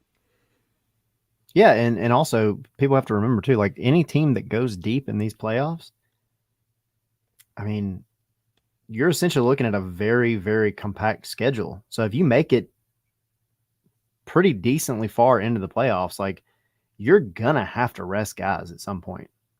You have to. There's no way that anybody is playing that many games back to back to back like that. So, maybe They you don't. will, though. They will. I mean, I yeah, don't. You're gonna have to. Like, you're gonna have, like, teams with depth are gonna always do a little bit better, especially in these type of things. Like, we don't have a ton of depth. I don't think, like, a ton of quality depth. But like, you think about it. Okay, Tyler Wolf, maybe Saba, like, coming off there. Who else? I don't even, Sadich, I guess. yeah. I mean, Sadich and Ozetu are still like 2A and 2B to me. At that point, I think they're still very similar. We haven't seen. Have we really seen Sadich and Mayumba together? A little bit, not for long, not that much. Just for like Yeah. little short cameos here and there, and Yeah, not so bad. you got a little bit. You're right. You've got some guys that can do some things for sure, but you're going to have to throw out the best lineups possible as you get towards, again, you don't want games on the road. That's the most important thing. Keep winning these games, and like 4-1 or 3-1-1, like in this window, like I think half the fan base was like, we are screwed with this schedule, right? Like, we got to fly over to Seattle, then we got to come back and play Nashville, and then we got to go play Cincinnati, and then we're going to Houston, and then we got to play Messi in Miami. This team isn't going to make the playoffs. And like, we even started questioning that for a little bit too, because of how bad we were, right before, leagues caught. Like, we've come a long way. And what feels like a very short time. It's kind of crazy. Yeah. We still have one. You win that Cincinnati game. Like, if you play like you were playing against Miami, like that Cincinnati game, we should have been up 2-3-0. Yeah. Before Acosta, ended up like scoring that winner. Like, we should have had 3 goals. This team was still gaining chemistry at that point. Like, Yep. If it continues to grow, you're going to be good to go. Yep. About to do predictions. Dak asking, has Tiara kept up with training? Thought he said in a press conference he hadn't trained much. I'll just really quick to clarify that. In training last week, we talked to him. He was asked fitness, like what is his fitness like? Because he had just gotten there that Sunday. This was Tuesday. And he was saying like he's freaking tired. He's just not quite in the Eastern time zone yet. But he said, yeah, I mean, at the end of League Two season, he has not really, I think, again, this is being translated, so don't overlook into this, but he was saying he hasn't trained much since the end of the season, which I think is just essentially saying, like, I haven't trained with a team. Not that he hasn't, like he's not sitting on the couch eating potato chips for the past 2 months. The guy looked good. Watched him play. Watched him train. He seems to be a serviceable, solid striker, and he's quick and agile. And lanky, super lanky. So, but yeah, he's still going to be working his way up to fitness. I think by Saturday, I think you can get a half, maybe 60 minutes out of him, and then you give Barry the rest of the time. Sorry. Just make it obvious, man. I hope that like people that aren't, watching this and then just listen to it later, hearing that noise, thinking I'm just like throwing up. Yeah, I basically was. I just, look, Barry came here and they were hoping he was going to do what he did in Columbus. It's just not working. Just be grateful. It was just a season thing. It's a different thing. Yeah, it's completely different. Like, you didn't have any money really at that time. Yakimakis wasn't ready. It was a move that, uh, low risk, high reward, right? I think that's the best way Yeah, of saying that. yeah, And yeah, sorry, Tommy. Barry starts Saturday. I could see that. I could see him starting the game him, and then him finishing it for sure. Maybe he plays 30. Pineda has definitely. I think he's done a good job because of all the injury history, right, of everybody, that he just slowly, you know, takes care of the players, make sure. I mean, I think that's what they're doing with Saba, really. yeah. I don't think they're just. And I do think he's gaining some more confidence in Mascara, which he's improving, right? Like Yeah. I do see something that's coming out of him, and like the U22 spot. I know we've been doing this for a while, but we still got a lot of people listening, so it's been a hell of a roller coaster, Yeah. right? Like you get these guys in. Sosa's the guy, right? Like Sosa, like, well, first it's Eric Lopez. Like, Eric Lopez is the future. Everybody's talking about how great this guy's gonna be, and then he disappears. Then then it's Sosa. Sosa's the golden child. He's gonna be doing great. Then Sosa gets hurt. Sosa gets sick. Sosa never plays again, and then what happens? And then Ibarra starts getting good, and Ibarra's doing well, and then you get rid of him, and then Sosa plays for a little bit, and now it's the Mascara show starting every game. Look at us. Who would have thought? The thing is, and I've been saying it for a long time, like you've got him for 4 years. Well, going back to summer of 2022, you have him for 4 years. If he grows and he now has legit strikers, wingers to learn under, he could be a guy that really, really grows into a solid piece for this team over the next couple of years. It's not like he's training under Luis Araujo now and learning how to cut to his left foot and then send it to, mom. Coo Town. Just Yeah. cooing the field goals and into Yeah. the supporter section. And right through the uprights. He's got guys that are dynamic wingers, and that's what you want. You want them mentoring him.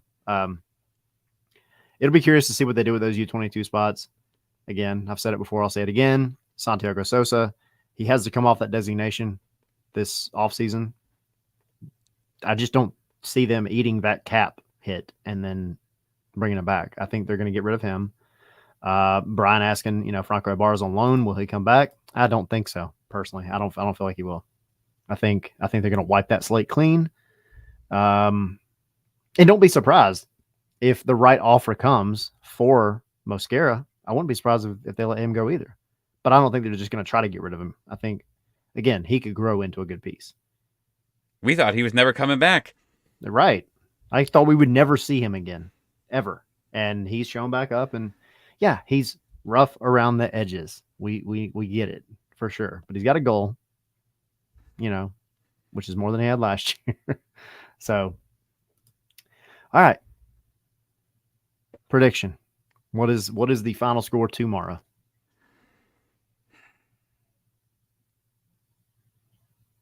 I'm gonna say Atlanta wins. It's just I'm debating whether it's 3-2 or 2-1. I'm gonna say it's 2-1 Atlanta. Okay. Any particular goal scorer or? I say Silva continues his thing, and Ahmad is due for one. Yeah, he is. He definitely is. All right. I'm going to say, I've gone back and forth in my head. I'm going to say 2-0 Atlanta. I think Brad gets the clean sheet, which would be big. Another clean sheet. And I'm going to say Yakimakis. And I think Almada as well. Almada, like you said, he's due for one for sure. And I also think him getting one would, I think his decision making has been a little off. Like he's doing great, but I think his decision making has been a little off these past couple of matches. There's times where he's dribbling a little too much when he could make an easy pass, which is not typical of him. Again, he still finds a way to make something happen, so whatever. But I think he's missing a goal. I think he's just like, I need another goal, and I think that'll settle him down a little bit. But I think he gets it. Yeah, I think 2-0. That'd be That's a huge. good point. Sorry. No, go I ahead. was Yeah, just, I was about to say I appreciate it, but no, that's a good point because, like, in that video, the highlight video, they show one of his runs right with the ball, and he's going through like three different guys.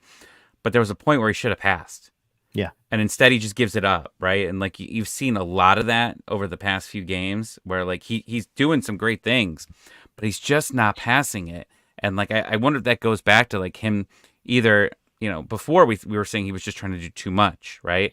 And I don't know if that's it, but yeah, maybe like you said, maybe he's trying to get some confidence himself because he's seeing everybody else score, right? yeah. Everybody else is doing it. Like when he was the guy that was only scoring, him and Yakimakis, and he hasn't really been able to do it for a while. So yeah, maybe he's trying to get his confidence up, but I mean, he could just be just as valuable by just making those perfect passes that he has, like that perfect pass to Yakimakis when he scored.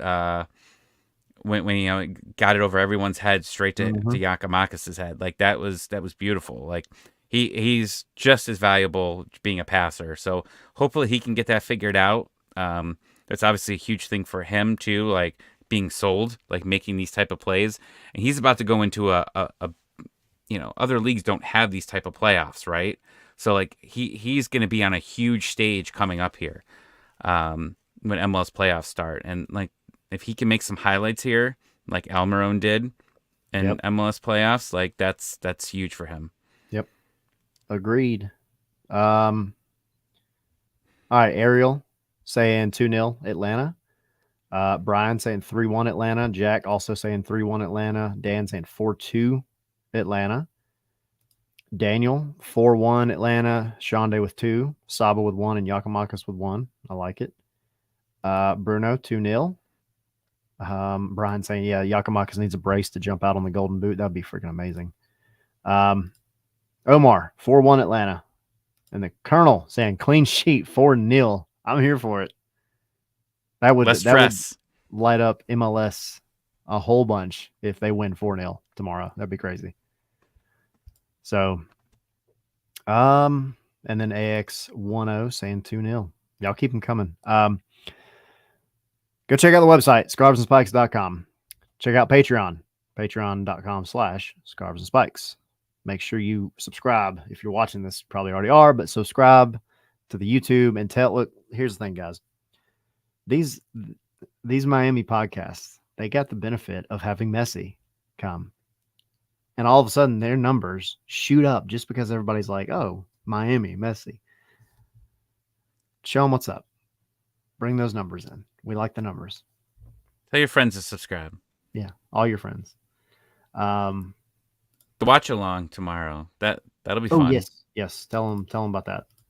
Yeah, it's just a reminder. We'll while you've got it on your TV and you're watching the game, pull your phone up, get your iPad, get your computer, pull us up on YouTube. Come chat with us on there. I think Sydney and I will be starting it for a little bit. Then Tyler will be joining us, and maybe we'll try to find a couple guests to come on and chat with us as well. We'll try to be as entertaining as the Manning brothers if they they do it on Monday Night Football. I kind of got a big forehead like them, kind of. I can bring up. But yeah, it'll be fun, and if we get a lot of listeners, we do watch alongs on our Patreon, which we'll get back to, and I think we were talking about maybe doing it for the Philadelphia game. But I think it'll be fun. I'll make sure I have a couple drinks before the game, so I'm very animated is the word. That's okay. So I get told in the Jack saying he'll be there at 1 a.m., but he'll be there. I'm excited. That'll be good. I get told a lot in the press box that because you can't cheer in the press box, right? Like you can't. It's against the rules. So weird. Yeah, and it's a neutral environment, whatever. But I have like Henry sitting to one side. I have Jackson and Sydney sitting to one side, and man, I get into these games, and it is so hard to hold back the emotion. And they all are like, man, you could do one of those like watch alongs where it's just like your reactions, and it would go over really well. So, and I'm still concerned because I don't know how people will take it but there's lots of yelling, there's lots of screaming, and just lots of emotion and frustration sometimes, and anger and happiness and whatever other adjective you want to use. Um, but it'll be fun. It'll be fun. It's baby girl's birthday tomorrow. She's turning 1, so that's why I'll be late. I'll be on when I get on. But yeah, Colonel, it's a little bit different this time around. We're gonna do just straight YouTube. So just come back to this, channel, hang out with us. You won't be on video this time around, but we might have some people join us, whatever. But yeah, we'll kind of just be doing chat, a little bit different this time, but we'll be back with the Zoom. I think against Philadelphia. Yep. And I think we're throwing the idea up. Ariel, I'll answer that in a second. We're throwing the idea up of if you are a patron and you want to hop on for 5 minutes during the match to just chat with us, and be on here with us, then we may do that. So just keep an eye out for it, and we'll see kind of how it goes. Again, this is new territory. We haven't done this kind of watch along. We do the watch alongs on Zoom for Patreon. This is new, so it'll be fun though. It'll be a really good time. It'll be fun, and again, hopefully we're looking at at least a 2-0 win for Atlanta tomorrow.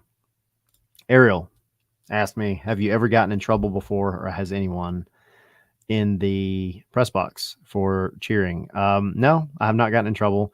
I did in the beginning of the season. I don't know if you guys remember. I did the very first match when Almada scored the banger to win the game, the free kick. Jarrett Smith from Soccer Down Here was right behind me. They have tiered seating in the press box. And I just stood up. Like, I couldn't let my energy out. I couldn't scream. I had to go somewhere. So I just stood up out of my chair and I was like looking around. Well, he was filming it. And so you see him score the goal, and then you see me pop up right there. So, but no, not that I know of anybody's ever gotten in trouble. So, Uncle Dave asking how baby girl's doing. She's doing great. I appreciate that very much. She is, she's gaining weight, getting bigger, and she's starting to try to talk and be mobile. So she's doing great. Nick saying, just want to say you guys are amazing for doing all that you do. Much love. We appreciate it so much. 100%. 100%. So appreciate it. Dan, time to go watch Ahsoka. Yes, I'm right there with you. Kids are wanting to go watch it too. Tommy, you got to get into Star Wars, man. I'm a Marvel guy. I like Star Wars, but once the TV shows, I try to watch Mandalorian, and like, I just couldn't get into it. Just couldn't do it. Now, my friend in California, actually, you might have seen him, but I think his name's Tim Bramer, but he's on a motorized skateboard, and he skateboards in downtown LA. Okay. In the Mandalorian outfit with Baby Yoda on his chest.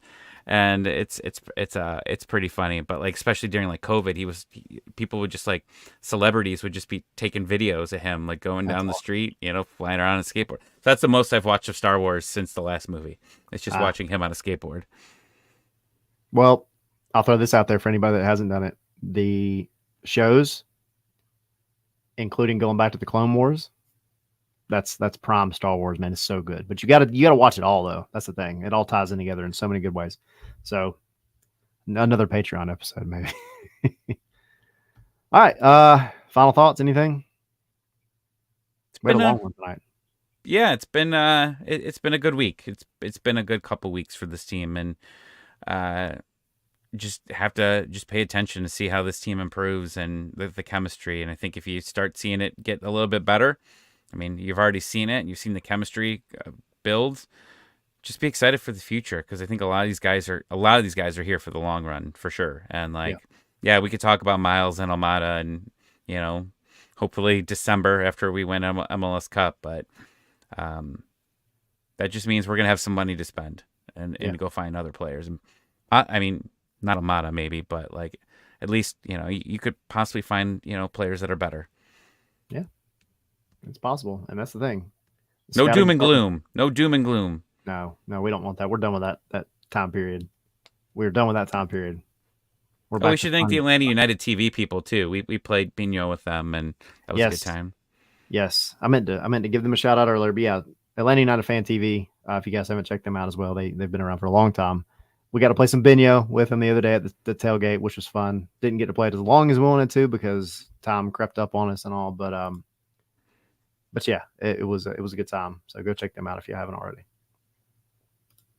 Yeah, Daniel. I mean, as far as MLS contenders for sure, but you know who's going to be the MLS contender?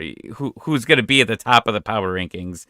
February 27th. It's going to be Miami. That's what it's going to be. No, they're going to do a ton of stuff in the window.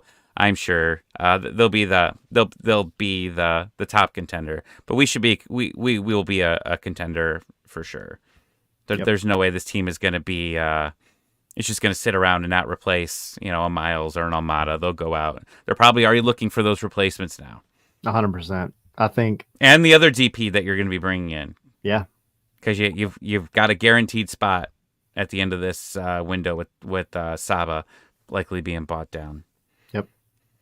That's the thing. There's lots of moves, and Garth, I guarantee you, like Santa Claus Garth has a list already of potential replacements for every one of these that they're going to be looking at. That's because that's what you do, right? Like you don't go and say, "Oh, all right, it's the end of the season. Miles is leaving. Now we got to go find somebody." No, like he's already got ideas. So, and this summer transfer window should instill a lot of trust back into the front office. Got to give credit. And Weird. they did a great job. Weird. Where do we have trust in the front office? We'll see. We talked about over the weekend, Boca, Pineda, like there's a lot riding on the next 60, 70 days for all these guys. Yep. It's going to be big. So, but no one said Boca out in a long time. I know. We have not heard Boca out in a long time. This is a record. This is a record since MLS Cup that someone hasn't said Boca out. Cause people were saying that during the, the next year, because everybody wanted to leave because they didn't want to play for Frankie, and so this is I think this is the longest period that someone hasn't said Boca out in a while. So don't say it in the chat. Don't say it. Somebody's gonna do it. Don't say it in your car. Don't say it. You're wrong. Cool. All right. It has been 2 hours. It's been 2 hours. It was good. Like it was a fulfilling 2 hours. And we appreciate anybody that stayed with us the whole time or popped in late, or if you're listening to it after the fact. That was fun. We appreciate it. And quick shout out. Thank you to Lori Lindsay for coming on. That was a good chat as well. And we'll hear her tomorrow on the broadcast. And hopefully talking about it win-win. And maybe we'll get a shout out. Who knows?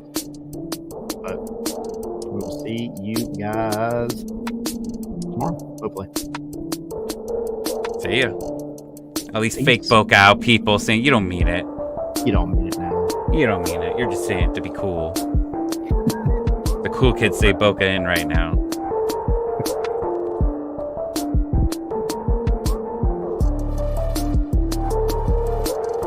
Trying to think of something else witty to say, but I can't. So whatever. Mo, you know what?